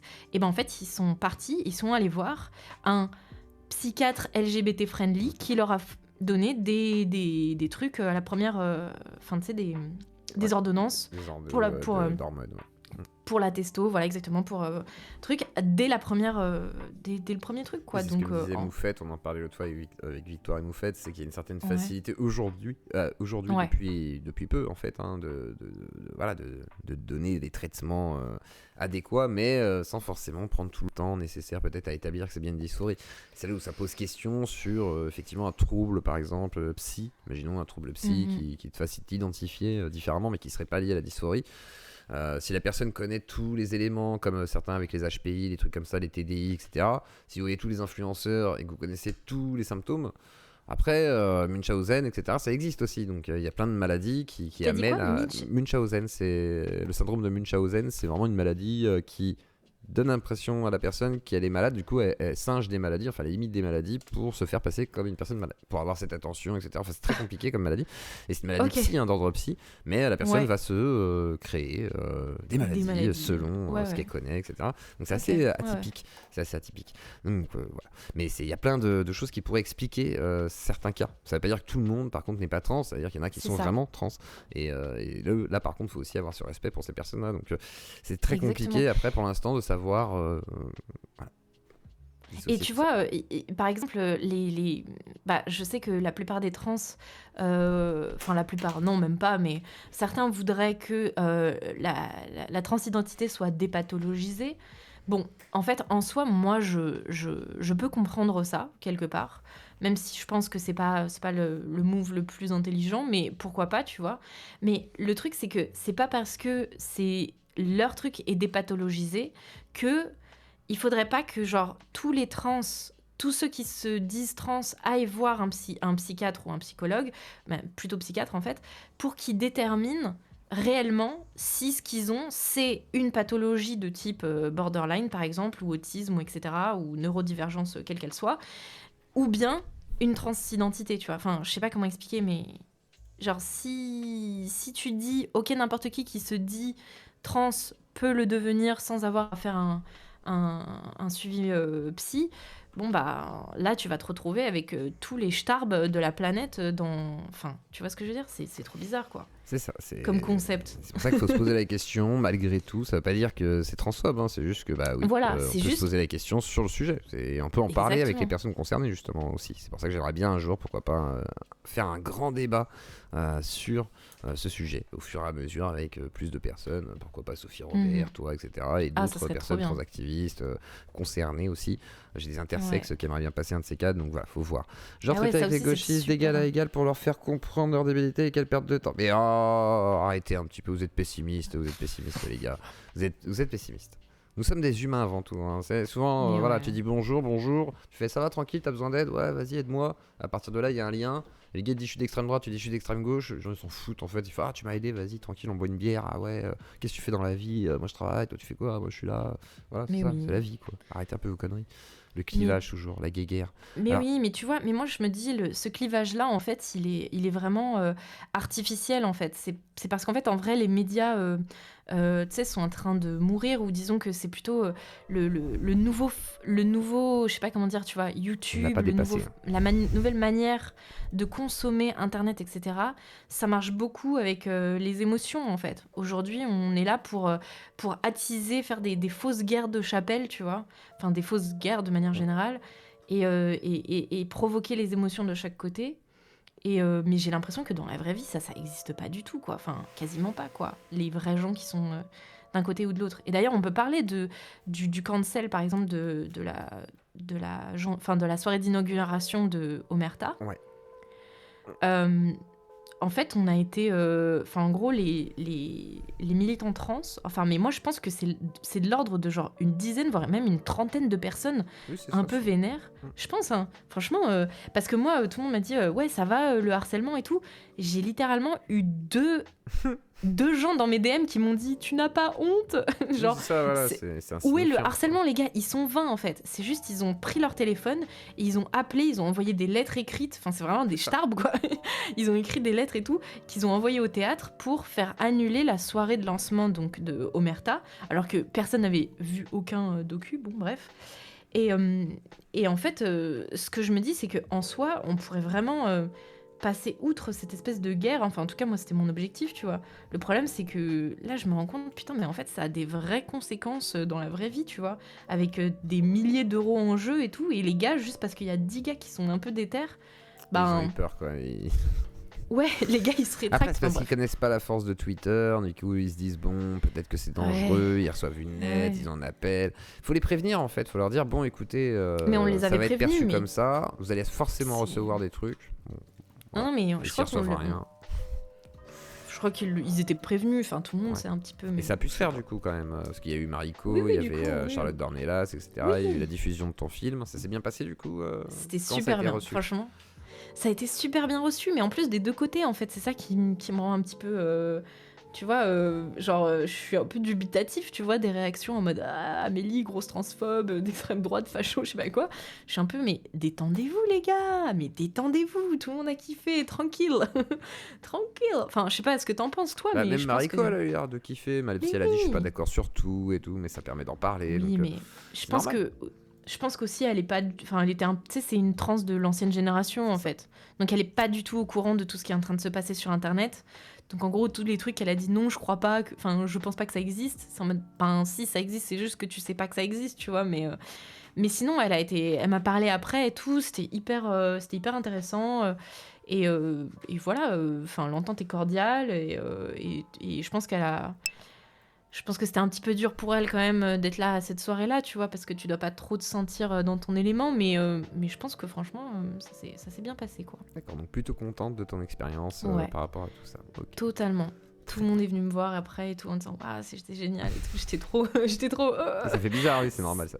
Tu Bah changes ouais, de parce milieu que- d'un coup en plus. Ouais, c'est ça. Et puis tu sais, c'est vraiment from youtubeuse to journaliste, tu vois, d'un seul coup, quoi. Ça s'est fait, genre, vraiment, je me suis téléportée, quoi. J'ai fait... C'est vrai que tu te tchou, retrouves avec tchou. un peu le gratin peut-être parisien Ouais. de certains. Voilà, c'est particulier. Parce que là, il y a eu Onfray chez Omerta. Là, il y a eu Nolo qui est passé tout à l'heure. C'est assez rigolo. Donc il y a du monde. Ouais, il y a du Nolo monde. aussi qui est passé. Et alors, il y a Tout à Kentus qui veut te poser une question. Kentus, tu peux te démute normalement.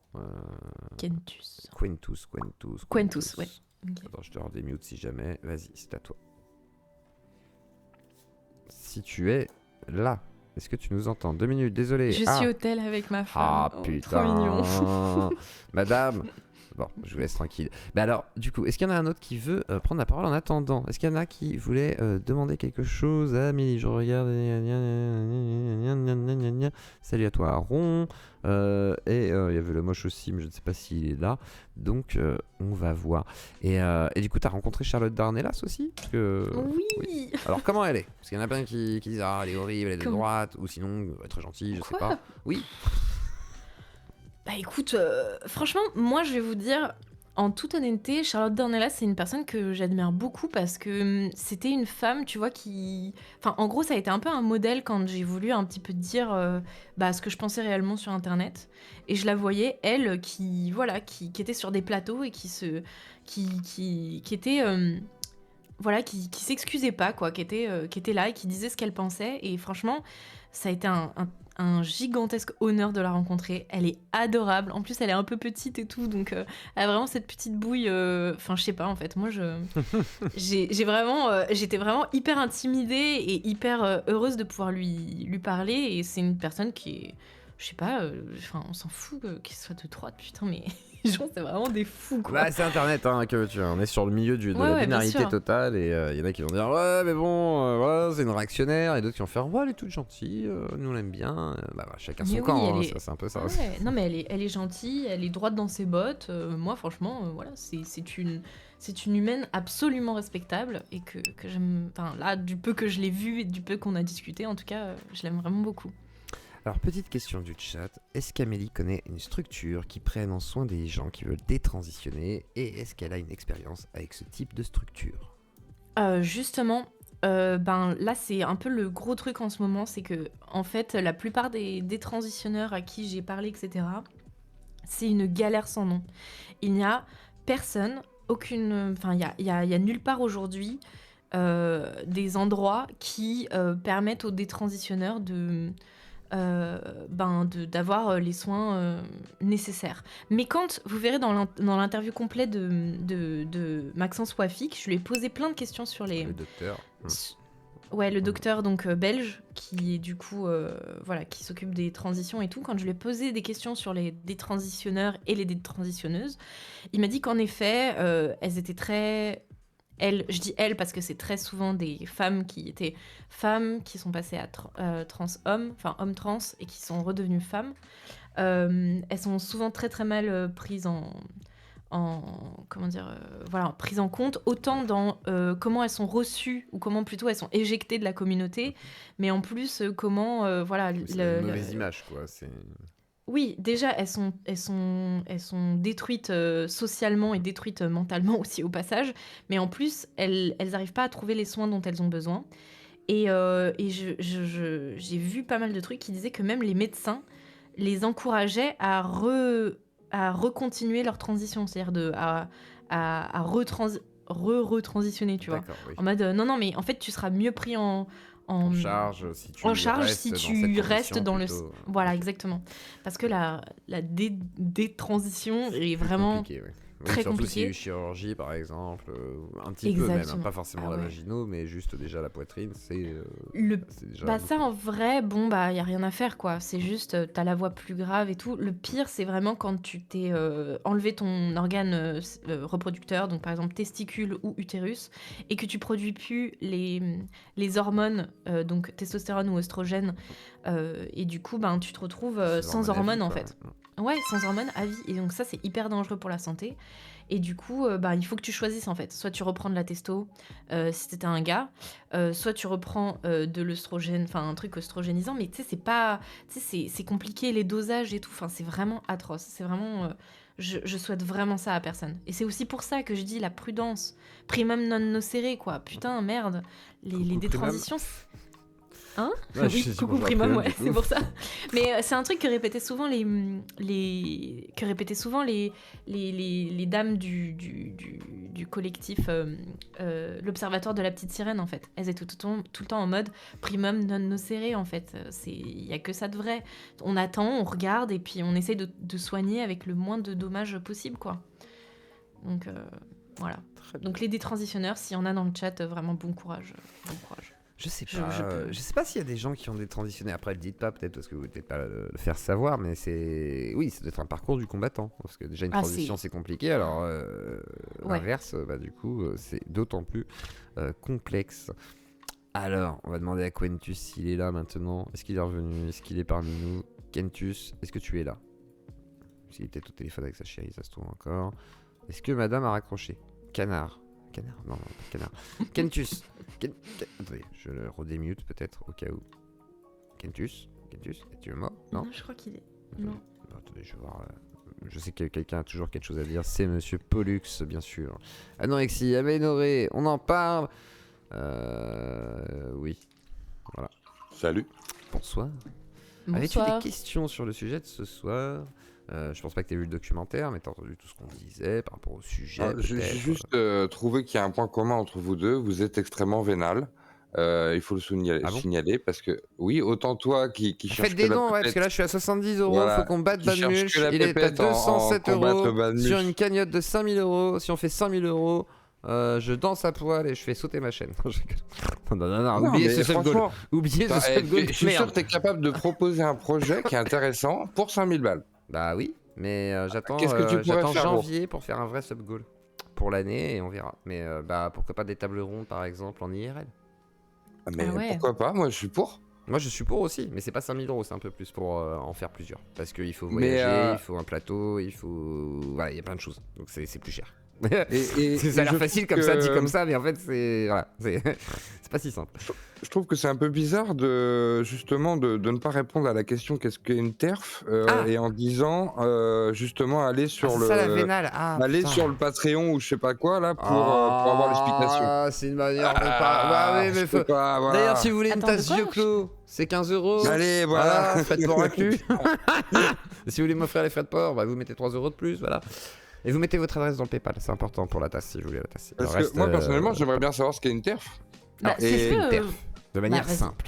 Alors, qu'est-ce que c'est qu'une TERF? Donc, une TERF, c'est en gros l'acronyme pour Trans Exclusionary Radical Feminist. Donc, radical féministe, trans excluante. Déjà, est-ce que tu vois à peu près ce que c'est qu'une féministe radicale? Une radfemme, comme on dit. Une radfemme. Moi, j'appelle ça une féminazie. C'est les femmes. Mais... Non, c'est les femmes qui disent que les trans sont pas des vraies femmes du coup, parce qu'il y a que la femme biologique. Non, c'est même toi, tu comprends. Mais voilà, bah moi je me trompe. Tu vois. Voilà. Non, mais en gros, c'est pas que ça. En gros, c'est des féministes qui se battent notamment pour deux choses. La première, c'est l'essentialisation des rôles genrés. Donc, elles se battent contre ça. Ça veut dire que, en gros, elles se battent contre les stéréotypes, en fait, tout simplement. Genrés. Et deuxième truc, elles se battent contre les violences sexuelles et sexistes, donc à savoir la pornographie, la prostitution et tout ce qui va autour du viol, etc., etc. Et en fait, là où en fait une partie de ces radicales féministes se sont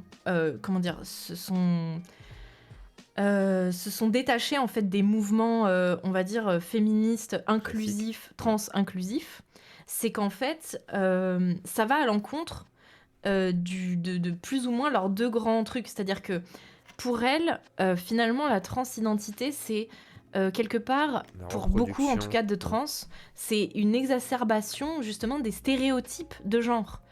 En fait, pour elle, un homme peut s'habiller en rose, aimer les Barbies, s'habiller en femme, mettre des talons, du maquillage. Elle s'en fout en fait. Pour elle, c'est un homme qui a des goûts de femme, et il n'y a aucun problème avec ça, mais ce n'est pas une femme. Ça ne peut pas être une femme. Parce que, simplement, il y a une question biologique. Et à côté de ça, t'as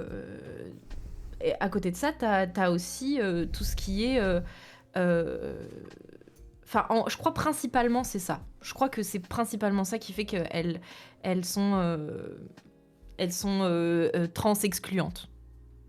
Mais je pense qu'il y a aussi un truc intéressant que moi j'ai soulevé là dans mon décryptage qui va bientôt sortir, c'est que en fait quand tu prends...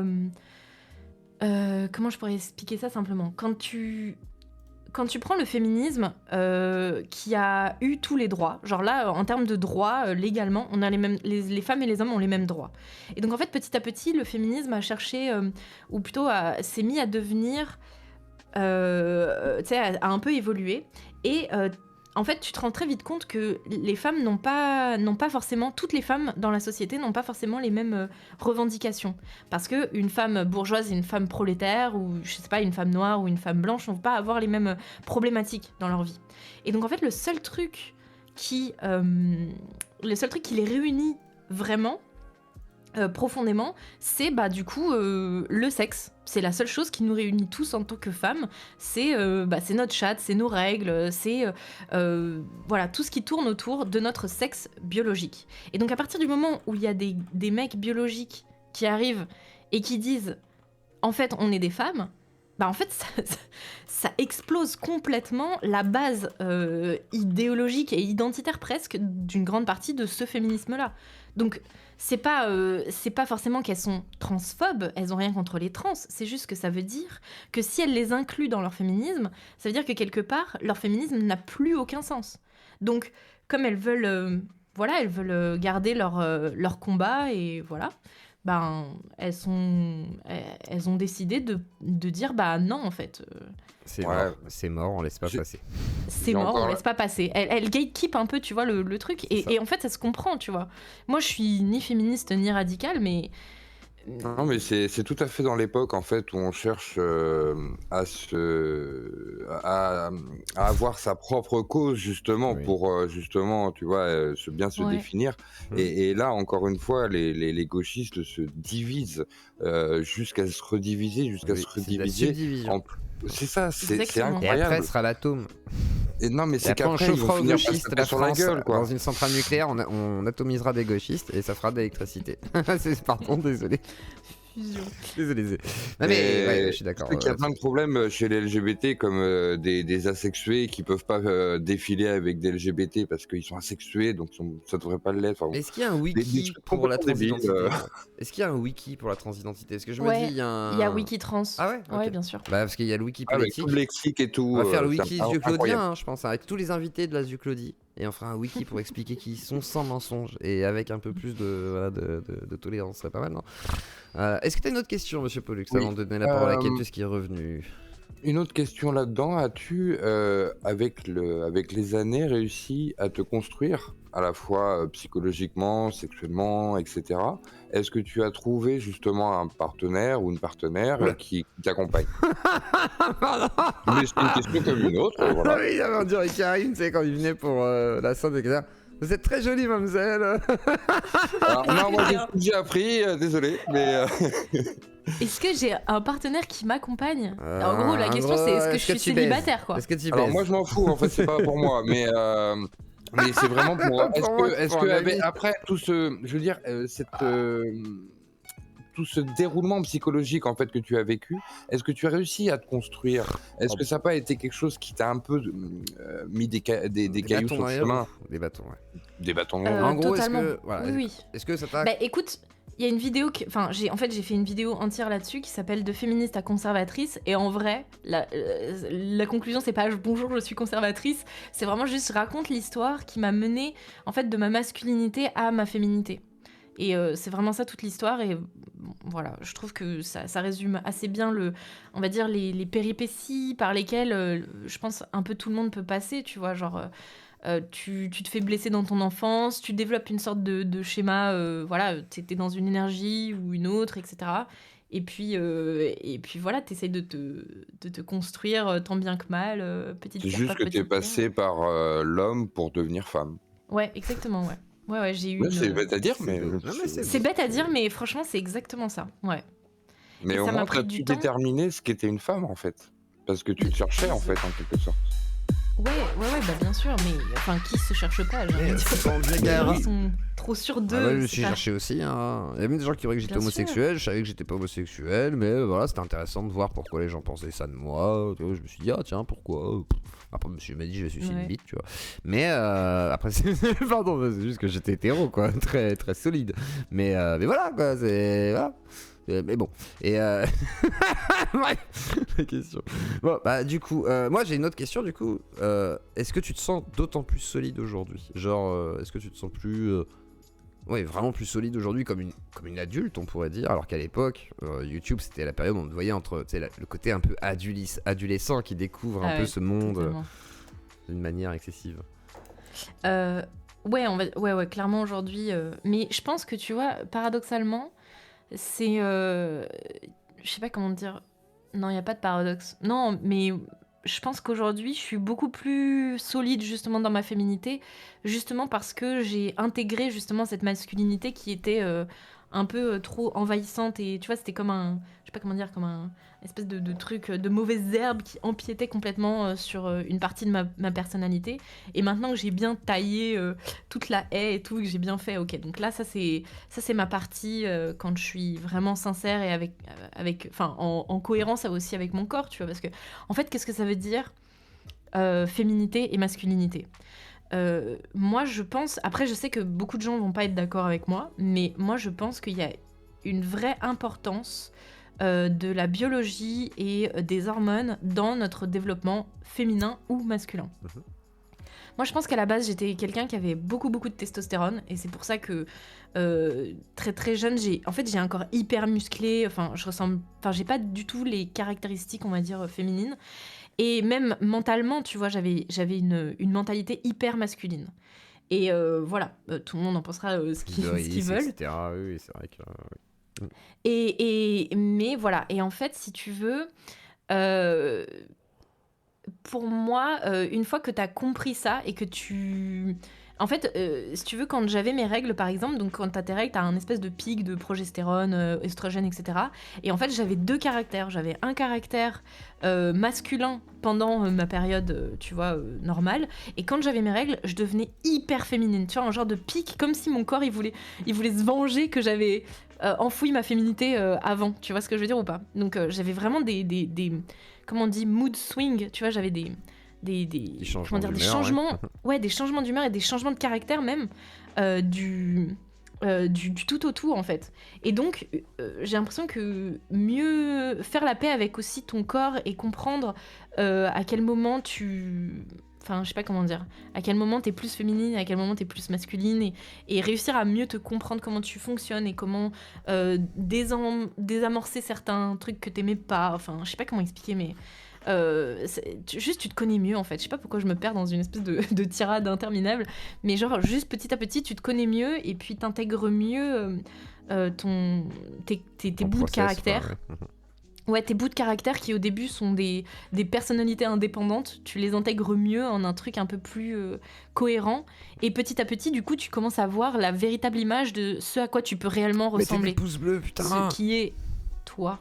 Tu vois ce que je veux dire ? Qui est ton vrai toi ? Oui, C'est pour ça les gens qui... T'apprends à accepter finalement toutes les parts de toi-même et de composer avec, quoi, tout bêtement. Et puis après, composer avec, c'est exactement ce que je veux dire. avec, hein, t'as pas le choix. Ouais. De toute façon, c'est ça, ça. Si tu composes pas avec, tu te fais baiser par toi-même. Donc, parce que, bon, Exactement. dès que tu te plais pas parce que t'es dans un comportement qui est quelque chose que tu n'aimes pas chez toi, bon, bah, si tu si t'arrives pas à composer avec et dire, bon, bah, quelque part, je suis comme ça aussi, c'est pas grave, voilà, par moment, je suis chiant, des fois, je suis peut-être, voilà, bon, bah, ça te permet d'affronter les choses, sinon bah tu te fais bouffer, et ton cerveau te bouffe. Ça te demande pourquoi tu as été victime de Norman. Mauvais goût. Non, mais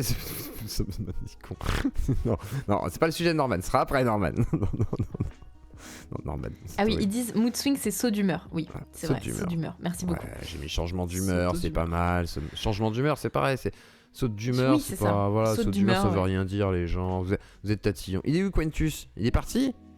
Quintus ? Mais putain, il a déserté. Bande de sauvages. Mais il est où ? Quintus ? Reviens ! Putain.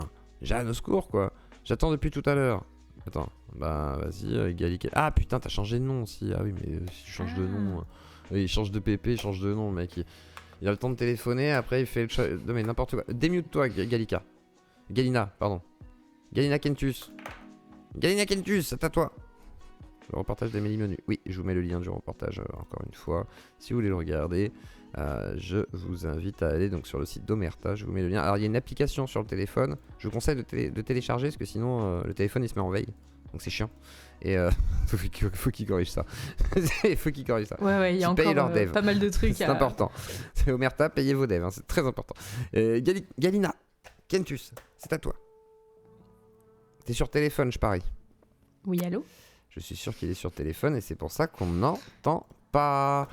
Je parie qu'il est sur téléphone, ouais. Non, PC ? Ah, bah regarde dans tes paramètres, micro, son et dans voix et vidéo et tu devrais normalement pouvoir régler ça et nous parler. Allô ? Voilà. Ah, c'est formidable. À toi. Bonsoir. Bonsoir. Bon, bah, déjà merci. Qu'est-ce que je voulais dire du coup ? Je suis perturbé là. Déjà merci pour cette intervention. Je dois confesser que j'ai pas vu le documentaire en question. Je le connais que parce que mais c'est normal. J'ai pas eu le temps. Je les connais que parce que Zio en a dit. Mais du coup il y a un truc. C'était ma première question. Je voulais être sûr d'avoir bien compris. Il parlait t'as interviewé un psychanalyste.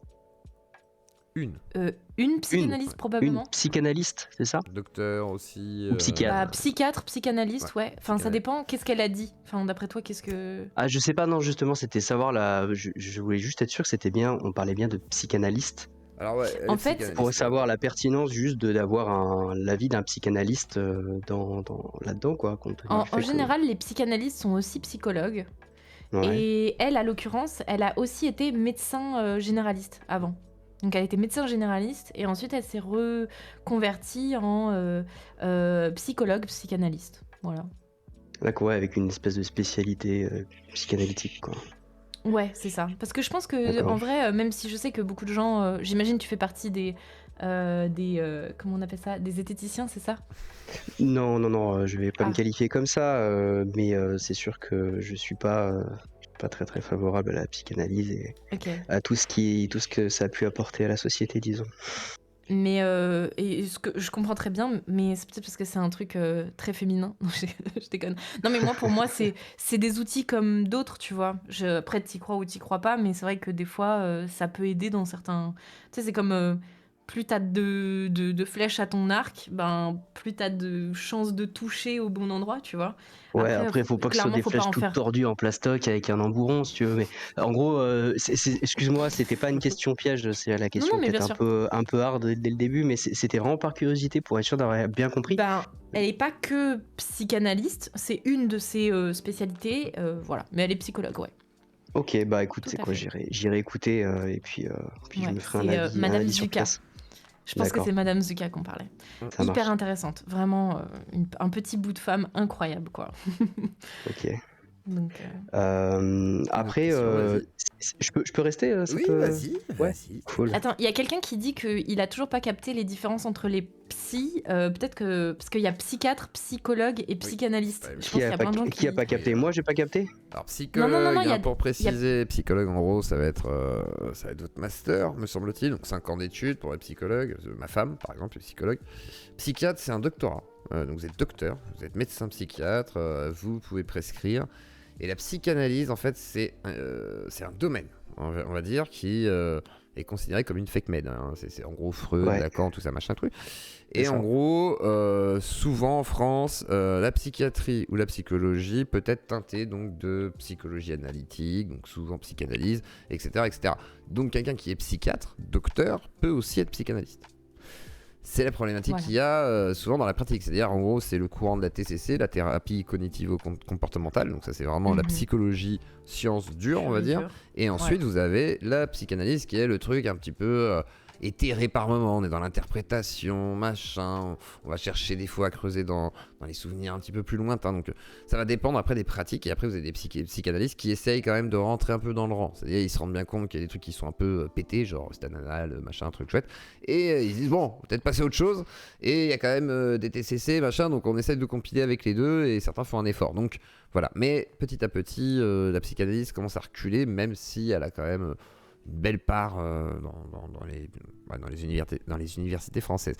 Mais bon, c'est comme ça. Kentu, je te laisse reprendre. Alors, par rapport à ça, très clairement, allez voir le documentaire du Dragon Bleu, donc Sophie Robert. Toujours, Du coup, que j'ai découvert grâce à toi, hein, d'ailleurs, parce que je connaissais pas. Je savais, en fait, j'étais tombé sur la conférence des déconvertis de la psychanalyse. Je savais pas que c'était elle qui avait fait ça. Et alors, le documentaire qu'elle a fait là sur la psychanalyse, il est juste dingue. Ah ouais, non, mais là, pour le coup, en fait, t'as même pas besoin d'écouter des debunks, juste t'écoutes des psychanalystes parler, quoi. Ils sont tarés, quoi. Enfin, malheureusement, ceux-là, tu fais, oui, ils ont un gros problème, quoi. C'est les anciens, c'est vraiment la vieille école freudienne, tout ça. Mais là, c'est pas du cherry picking. La mère, elle est coupable d'avoir fait son enfant autiste parce que plein de choses, et on vous explique. Enfin, c'est... Bon, bref, vous planez, quoi. Vous planez. C'est pour ça que... Ouais, complètement. Tu les écoutes parler, tu hallucines quand même les propos. Je pense que ça choquerait même le pire des anti-féministes, quoi. Mais c'est marrant parce que c'est pas du tout la vision que j'ai de la psychanalyse, en fait. Moi, par exemple, un des trucs qui m'a beaucoup inspiré, notamment dans ma construction personnelle intellectuelle, c'est Jordan Peterson. Et je trouve que pour ce qui est de Peterson et de son utilisation de la psychanalyse, j'ai toujours trouvé ça hyper pertinent et pas du tout comme ce qu'on dit là, genre oui, si... Mais c'est peut-être parce que justement c'est beaucoup moins français, tu vois, c'est canadien, donc ça reste quand même bien ancré dans comment dire, dans un truc un peu plus concret de psychologie, psychiatrie, quoi. Je sais pas. Mais en tout cas, des fois, quand j'entends les gens parler de psychanalyse, je suis un peu en mode, mais on n'a pas les mêmes références, hein, parce que moi, j'ai jamais entendu parler de tout ça. Déjà, après, c'est vraiment... C'est pour ça que je parle vraiment d'une ancienne école de la psychanalyse, qui aujourd'hui commence à être un peu révolue, et bien heureusement, en fait. C'est surtout ça, en fait. C'est plus les anciens de 50 piges qui étaient dans le fauteuil en mode, oui, tu peux t'endormir, et ça te permet de travailler sur ton patient. Enfin... Il y avait vraiment une école comme ça. Oui, c'est l'image du psychiatre qui s'endort, tu sais, pendant que l'autre parle, sur son calepin, il dessine des bits. C'est vraiment un truc genre qui est un dogme en fait à la base. En fait, la psychanalyse à la base, ça a été érigé comme un dogme pour certains, donc une sorte de religion finalement autour du freudisme, etc. Donc c'est assez rigolo. Okay. L'attention flottante, c'est ça exactement. C'est l'attention flottante. En gros, s'il s'endort, il est là, mais son attention elle flotte. Attends, il y a quelqu'un qui dit Peterson, c'est de la psychologie analytique. Mais attends, c'est quoi la différence entre la psychanalyse et la psychologie analytique ? Pour moi, c'est un peu pareil, hein, les gars. Psychologie analytique, c'est moi, de la psychanalyse. Moi, je veux bien mais il faut vraiment qu'on me dise. Hein, si c'est pas ça, je suis chaud. Mais non, j'ai l'impression que du coup, pour le coup, Peterson, il est beaucoup plus inspiré par Carl Jung que par Freud. Et Jung est plus pertinent avec son idée d'inconscient collectif, etc. Enfin, il essaie plus de réfléchir justement sur la symbolique et la force de ce que ça représente aussi chez les gens. Et il y a quand même des impacts qui peuvent être plus pertinents que chez Freud, qui lui est complètement pété du bulbe. Ouais, bien sûr. Lacan aussi. dire. Lacan aussi, oui, très con. Mais bon, Moi, Lacan, j'ai jamais compris. En fait, c'est ça le problème, c'est que les bases sont quand même super pétées, quoi. Et même si ça, effectivement, ça évolue, ça peut évoluer, il y a, comment dire, des questionnements qui ont pu amener à d'autres questionnements plutôt, on va dire, en psychologie clinique et science-proof médecine. Bah, les bases restent quand même super pétées et ça évolue quand même assez peu. Donc c'est ça qu'on voit bien dans le documentaire de Dragon Bleu, c'est que les fondements sur lesquels sont basés le travail de ces mecs-là ou de ces personnes-là, quand même franchement délirant, quoi. Ah, de mon point de vue, hein, bien sûr, c'est que mon point de vue. Mais bon, voilà, du coup, c'était un peu juste pour préciser, pour être sûr de ça. Après, bon, encore une fois, comme je n'ai pas écouté, je suis assez positivement surpris par ton positionnement là dans cette interview parce qu'il est du coup un peu plus mesuré que ce à quoi je m'attendais. Ah, mais tu t'imaginais que c'était une TERF en fait. Non, mais non, je l'ai pas vendu comme ça, putain. Non, tu sais pas que tu l'as mal vendu, c'est que, enfin, je veux dire, forcément, quand tu l'as pas vu, t'entends que derrière. Il fallait que je fasse un peu de putaclic, j'ai fait exprès. J'ai dit, ouais, elle a pris une fausse identité, est-ce que c'est grave? Non, j'avais dit en gros, t'avais pris une fausse identité. Après, j'ai dit, pour moi, ça me paraît pas grave, parce que c'est le but d'une investigation. Mais derrière, effectivement, les gens étaient choqués, semblerait-il, par le documentaire. Un peu comme Sophie Robert, mais Sophie Robert, ça fait plus de remous. Parce qu'elle est plus connue dans le milieu, donc ça inquiète un peu plus les militants. Ouais, mais du coup, sur un truc particulier, et je trouve que Sophie Robert a le même positionnement, même si le propos est un peu plus, violent de son côté. Voilà. Mais j'aime bien Sophie pour ça, elle rentre dedans et tout, carrément. Pas peur. Carrément. Mais notamment, ce que j'apprécie, c'est que vous remettez pas en question l'existence de la dysphorie de genre, parce qu'en fait, c'est un phénomène qui existait déjà avant les réseaux sociaux. Ouais. Et c'est ça qui est intéressant, je trouve, dans votre... là, tu vois, c'est plus mesuré, c'est que il y a des stades, il y a des stades de radicalisation avec la société dans laquelle on vit, les réseaux sociaux, plein mais fonctionnement, quoi. Attends, je crois que personne, enfin moi j'ai pas croisé une seule personne, même à droite et tout, hein, j'ai jamais croisé une seule personne qui remettait en question la dysphorie de genre. C'est vraiment quelques-uns qui sont en mode c'est tous des PD, tu vois, genre vraiment, mais ils ont un niveau zéro de réflexion, quoi. C'est en mode c'est tous des PD, ils cherchent pas à comprendre, mais personne n'a jamais remis en question l'existence des trans et de la dysphorie de genre, en fait. Après, moi, je suis pas d'accord. Moi, j'ai déjà eu des conversations. Alors voilà, c'était peut-être le soir un peu tard avec un peu de bière, mais quand même, des fois, tu peux avoir des propos en dehors de YouTube et des réseaux sociaux, même en direct, où c'est un peu, aussi tu peux avoir de la remise en question. C'est ça que je trouve intéressant, c'est que on balaye pas l'existence de cette problématique-là, sous prétexte que c'est devenu un sujet politique et médiatique qui cristallise un peu des tensions, des avis très polarisés. Donc c'est ça que j'apprécie en fait là dans ton intervention. Ok. Et voilà. Et puis j'avais du coup une autre question avant de peut-être vous laisser. Vas-y, tu sais quoi, regarde, je te laisse poser ta question et moi je vais me faire un café en même temps et je vous mets Amélie Menu en grand. Moi, il va faire le café, c'est que ça l'intéresse plus, du coup il s'en va. Quoi? Mais j'ai le droit d'aller me faire un café en attendant. Mais profites-en. Alors un café après 16h. Je vous amène un café, les gens. T'en veux un aussi, Amélie? Tu veux un thé? Je veux bien, ouais. Voilà, je ramène un café à tout le monde, je vous mets un sucre. Voilà, j'arrive tout de suite. Voilà. Merci. Moi, je veux bien une petite 16, s'il te plaît, Zio. Je t'amène une petite 16, s'il vous plaît. Ouais, voilà. Non, du coup, la question que je voulais te poser, c'est par rapport à priori la shitstorm que tu as pris suite à ça, notamment pas la shitstorm, mais plutôt les personnes qui ont regretté, si j'ai bien compris, de t'avoir répondu. En fait, ma question, c'est ça aurait changé quoi s'ils avaient su qui tu étais et pourquoi tu venais poser ces questions-là. Tu vois, dans le fond de leurs propos. Ah oui, qu'est-ce que ça aurait changé? Et tu sais, c'est quoi le pire? Moi, ce que je trouve le plus malhonnête, c'est que en vrai, pendant l'interview, je les ai pas du tout piégés, en fait. Je leur ai vraiment laissé l'entière possibilité de juste dire ce qu'ils avaient à dire, tu vois. Et moi, ce que je trouve fou, c'est qu'ils se sont plaints que quand ils ont compris qu'en fait, j'étais un média qui était pas 100% pro-LGBT. De leur bord. Ouais, c'est ça. Et en fait, ce que je trouve un petit peu triste, moi ça me brise le cœur parce que forcément, tu vois, en fait, j'y mets du cœur quand je parle à ces gens-là, tu vois, j'y mets un petit peu aussi du mien Et quand je vois les gens, tu sais, d'un seul coup me traiter de tous les noms alors qu'ils ont même pas vu ce que j'allais en faire, tu vois. J'ai trouvé ça vraiment triste, dommage. Et je pense que même ça les a desservis quelque part. Parce que tu vois justement ce que tu avances là. Qu'est-ce que ça aurait changé ? Ça veut dire qu'ils ont un double discours en fait. Enfin, ils ont un discours pour les médias pro et un discours pour les médias anti. Enfin, c'est un peu bizarre. Et encore, je dis anti, mais à aucun moment je suis anti. C'est eux qui me traitent de facho, d'extrême droite, tout ce qu'ils veulent. Bon, de toute façon, je comprends plus très bien le concept. Hein. Si moi je suis facho, waouh. C'est que le facho commence très très rapidement dans ça arrive spectre, vite. quoi. Ah, ça arrive très vite. Ça arrive beaucoup plus vite que ce qu'on ne croit. Ah ouais, très très rapidement. Mais du coup, moi, ce que je me dis, c'est que finalement, ce que ça aurait changé, c'est peut-être juste qu'il ne t'aurait pas répondu, parce que quelque part, t'es de l'autre bord, t'es de l'autre côté, t'es pas dans le même camp, madame. Et je pense que c'est peut-être juste ça que ça aurait changé. Là. Et du coup, finalement, le documentaire de Sophie Robert, pour refaire le lien un peu avec ça, c'est un peu pareil, parce que elle s'est fait attaquer après par des psychanalystes qu'elle avait interviewés, où en fait, elle les a laissés parler. Et pour le coup, ok, des fois, les montages, on peut faire dire beaucoup de choses au montage, etc. Mais là, des fois, elle a laissé des séquences entières avec les questions. Et en fait, les mecs répondent des dingueries sur des questions et c'est juste leur point de vue. C'est juste que, en fait, ils ont été exposés dans leurs contradictions, dans leur folie. Ils ont eux-mêmes pris des trucs dans la gueule suite à ça. Et la meilleure manière de se défendre, c'est d'attaquer la personne qui les a interrogés. Et j'ai l'impression que c'est un peu ce qui s'est passé avec toi. Exactement. De toute façon, c'est toujours un peu ça.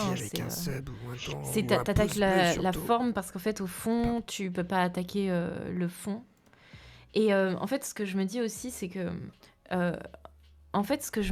quand tu sais que ton idéologie, par moment, elle est un peu malhonnête, quand on te met en contraste, parce qu'en fait, c'est ce qui se passe. Genre, je les mets sans les couper, tu vois. Je les mets dans un docu, mais en fait, comme ça fait contraste avec ce qui est dit à côté, d'un seul coup, ça paraît... tu vois, c'est pas le montage qui fait ça, c'est vraiment juste le contraste, en fait. J'ai l'impression. Le contraste avec, tu vois, une maman qui pleure parce qu'elle a perdu, entre guillemets, son gosse. Et juste à côté, t'as un médecin qui dit, oui, c'est ton choix, si tu regrettes, tant pis, quoi. C'est comme les enfants ou les tatouages. Voilà, des fois, tu fais des décisions et après, tu regrettes. C'est un peu, ok. C'est un peu... Enfin, tu vois, le contraste est vraiment choquant, en fait. Donc, je pense que c'est ça le problème, tu vois. Ouais, je suis assez d'accord. Et voilà. Et alors, tiens, petite question par rapport à l'affaire Raz. Raz avait dit que, à la réponse de ta FAQ, il a dit non, c'est pas vrai, on l'a croisé dans un bar, mais entre youtubeurs, il n'y a pas eu de problème, elle a soi-disant fantasmé son attaque. Comment ça s'est passé cette histoire ? Parce que les gens se posaient plein de questions, ils ne savent pas. En vrai, leur réaction prouve exactement ce que j'étais en train de dire, en fait. Le fait qu'ils disent... En fait, c'est pas parce que eux, ils ont pas eu peur que ça annule le fait que... moi, vraiment, j'ai vraiment eu peur. En fait, ce qu'ils disent pas, c'est que... Tu vois, bien sûr, Dany et Raz, en vrai, ils me feraient pas du tout peur. Je suis même sûre que s'il y avait un combat à main nue dans la rue, je les tabasserais, tu vois. J'aurais clairement l'avantage. Mais en fait, le truc, c'est que les antifas qui étaient avec eux, c'était des mecs... ils avaient vraiment l'œil fou. Je sais pas si vous connaissez ce truc de prédateurs qui sont vraiment prêts à se battre, en fait. Oui, c'est les bullies, là, les sortes de ouais, oufs. et en fait... il y avait un gars vraiment qui était juste devant nous, en fait. Enfin, au début, pas devant moi, mais je me suis mis devant lui pour canaliser un peu le truc et calmer un peu le jeu. Mais en fait, ce gars-là, mais laisse tomber, il m'a foutu. Mais en fait, j'ai eu un PTSD pendant une nuit.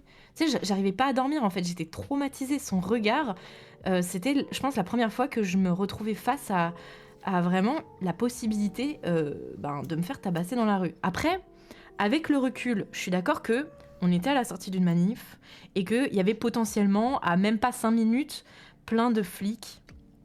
Et que Voilà, en fait, mais c'était vraiment juste le contexte et l'ambiance glauque et en fait le truc, on était en train de partir parce qu'on sentait, tu vois, qu'il y avait une espèce de tension inutile. On sort de l'autre côté de leur table et les gars, ils nous suivent, ils traversent le bar, ils nous suivent, ils sortent par l'autre porte pour nous rattraper, pour nous demander si on est des fachos. Mais genre, à quel moment à quel moment tu fais ça en fait? Mais moi j'étais en mode, mais je suis passée dans un autre monde, quoi. Et Raz, il te reconnaît à ce moment-là ou pas? Parce que toi, tu le reconnais, non? Il me semble. Ben, moi, je l'ai reconnu à la base, en fait. Je l'ai reconnu, genre, parce qu'il était en train de sortir fumer une clope, et là, je me fais « Oh, c'est Raz !» Et tu sais, de manière ouverte, en mode, je vois qu'il me voit, et donc, c'est une ouverture à, s'il a envie de me parler, il me dit bonjour, et sinon, bah, tant pis, il part, et tu vois, genre, je peux comprendre que t'as pas forcément envie de de discuter. Donc tu vois, je lui envoie un truc en mode viens si tu veux on parle, moi je suis grave chaud, ça me fait plaisir, pourquoi pas, tu vois. Et en fait bah il m'a ghosté un peu, il est reparti dans son truc. Et je me suis dit ok bah très bien, fine. Raz, ça se trouve il m'a pas reconnu. Non mais il est ronchon Raz en plus, moi il m'aime pas, je sais pas pourquoi. Bah, comme ça, c'est un peu arbitraire. De toute façon, bon, alors il y a pas le miénin qui dit et les 2 mecs louches qui étaient avec toi Amélie.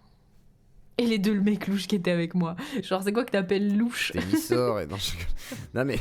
Ouais, à l'époque, ça aurait bah, non, j'avais des potes qui m'aidaient. Enfin, c'est plutôt moi qui aidais à filmer pour. C'était des gars de ma team, quoi, tout simplement.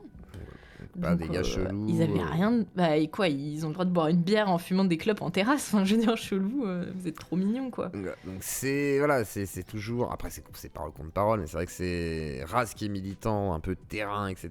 Je pense qu'ils confondent, effectivement, bah, toi qui es vidéaste, c'est pas vraiment le même domaine. Donc, bon, effectivement.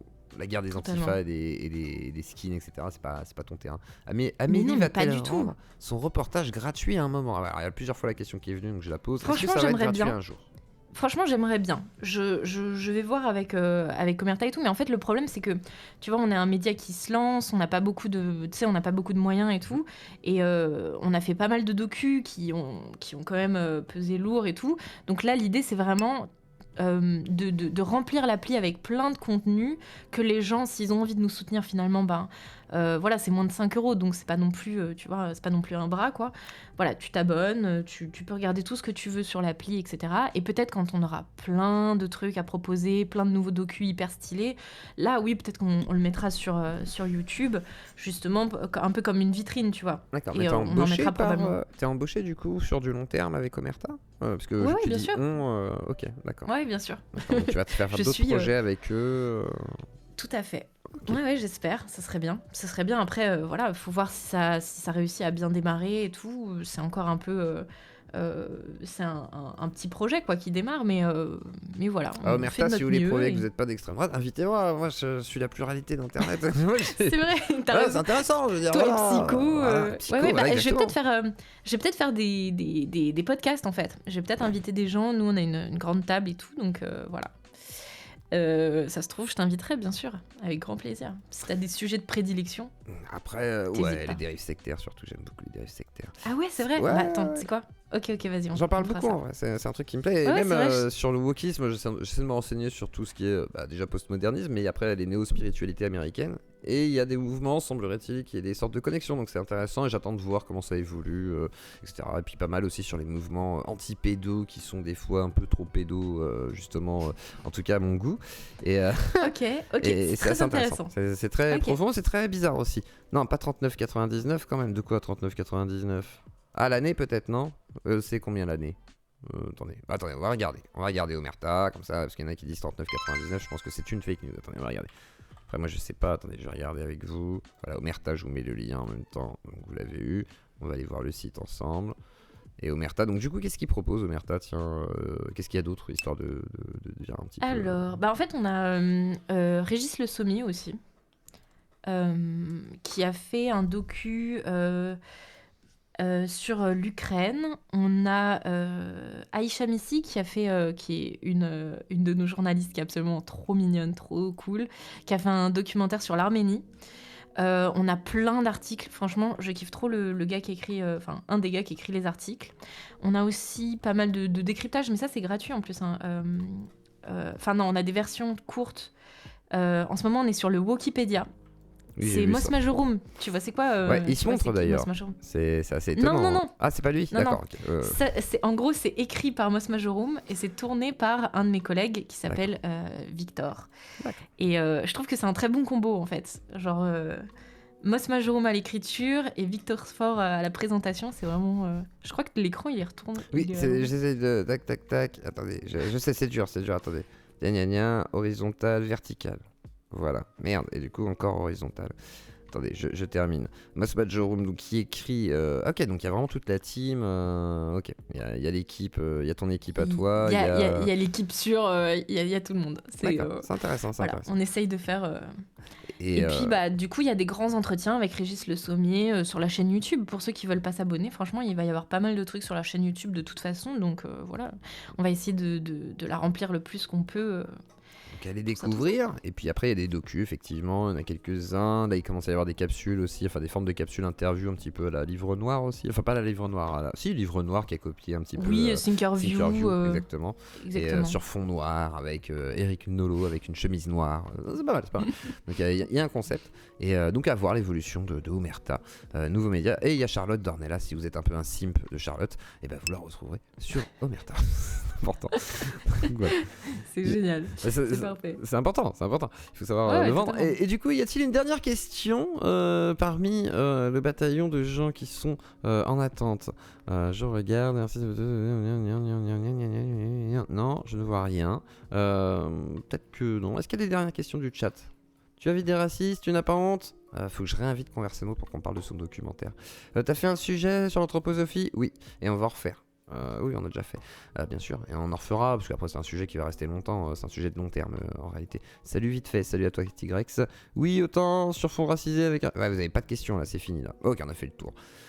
Eh bien Amélie, je crois qu'on a fait le tour de tout ça pour l'instant. Nous on va faire un débat avec Sophie Robert prochainement. Moi j'aimerais bien t'inviter, peut-être pourquoi pas un débat un peu plus tard, faudrait voir avec qui voudrait bien discuter, écoute, ce serait marrant. Si tu trouves, une discussion ouverte. Quelqu'un... Ouais, bien sûr. Mais en fait, le truc, c'est que ça fait un moment que le Crayon aussi veut faire un débat avec quelqu'un, mais il n'y a personne qui leur répond apparemment. Et Jade. Personne ne veut me parler. Et Jade. Jade, franchement, Jade, en ce moment, je suis pas certaine. Elle a peut-être autre chose à foutre, quoi. Oui, qu'elle ait la tête à ça. En plus, elle est un peu malade et tout. Et puis en plus, en vrai, on a de très bonnes relations. Hein. Le Crayon, il y a des transactivistes, moi, que je connais. Si vous voulez, ils seront contents de venir chez vous, je pense. Parce que chez moi, ils ont peur. Mais chez vous, je pense qu'ils seraient plus rassurés. Faudrait voir. De quoi Des transactivistes, en fait, qui voulaient pas venir chez moi pour discuter avec Sophie Robert, mais qui peut-être accepteraient d'aller au Crayon, par exemple. Avec quelqu'un comme toi, ce serait moins compliqué pour eux, peut-être. Écoute, pourquoi pas. Hein. Si tu veux, je peux te filer l'adresse de la meuf du Crayon et tout. Je sais pas. Non, mais au pire, je t'enverrai le lien. Je t'enverrai plutôt le lien des personnes auxquelles je pense. Très bien, que je proposerai. T'inquiète. Ouais, on va faire comme ça plutôt. Je suis pas trop. J'ai pas envie de gratter comme ça. On va éviter. Mais je te remercie beaucoup, Amélie, d'être venue. Merci à toi. Franchement, c'était super sympa. T'expliquer par rapport à tout ça. Le documentaire, c'est Transgénération. Comment? Je me souviens plus. Non, c'est Trans. Mais moi aussi, attends. Trans, la confusion des genres. C'est dur, hein, parce que. Non, mais. Donc la confusion des genres, et donc c'était quoi le sujet? C'était effectivement ce documentaire Trans, la confusion des genres, et aussi le fait qu'elle ait donc pris une fausse identité pour faire un documentaire, chose qui est classique, donc finalement pas de scandale, mais ça a permis d'expliquer un petit peu la démarche d'Amélie, et pourquoi elle fait ça, etc. Est-ce qu'elle est transphobe ou pas? Et en fait, on voit qu'elle est beaucoup plus mesurée, et je te remercie encore une fois d'être venue. Merci à toi. Ça fait plaisir, toujours agréable. Vas-y. Oui. Non, en fait, non, mais c'est bon, en fait.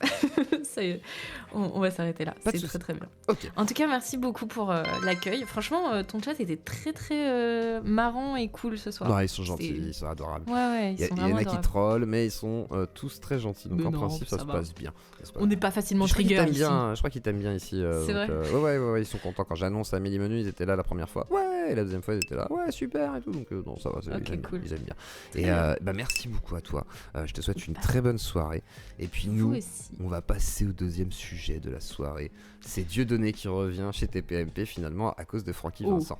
Ouais, tu veux regarder avec nous? Mais si tu veux rester, tu peux. Je vais rester sur le live, je pense. Ouais. Vas-y, reste sur le live, tu nous regardes et tout. Et on va diffuser justement tout ça à l'intérieur.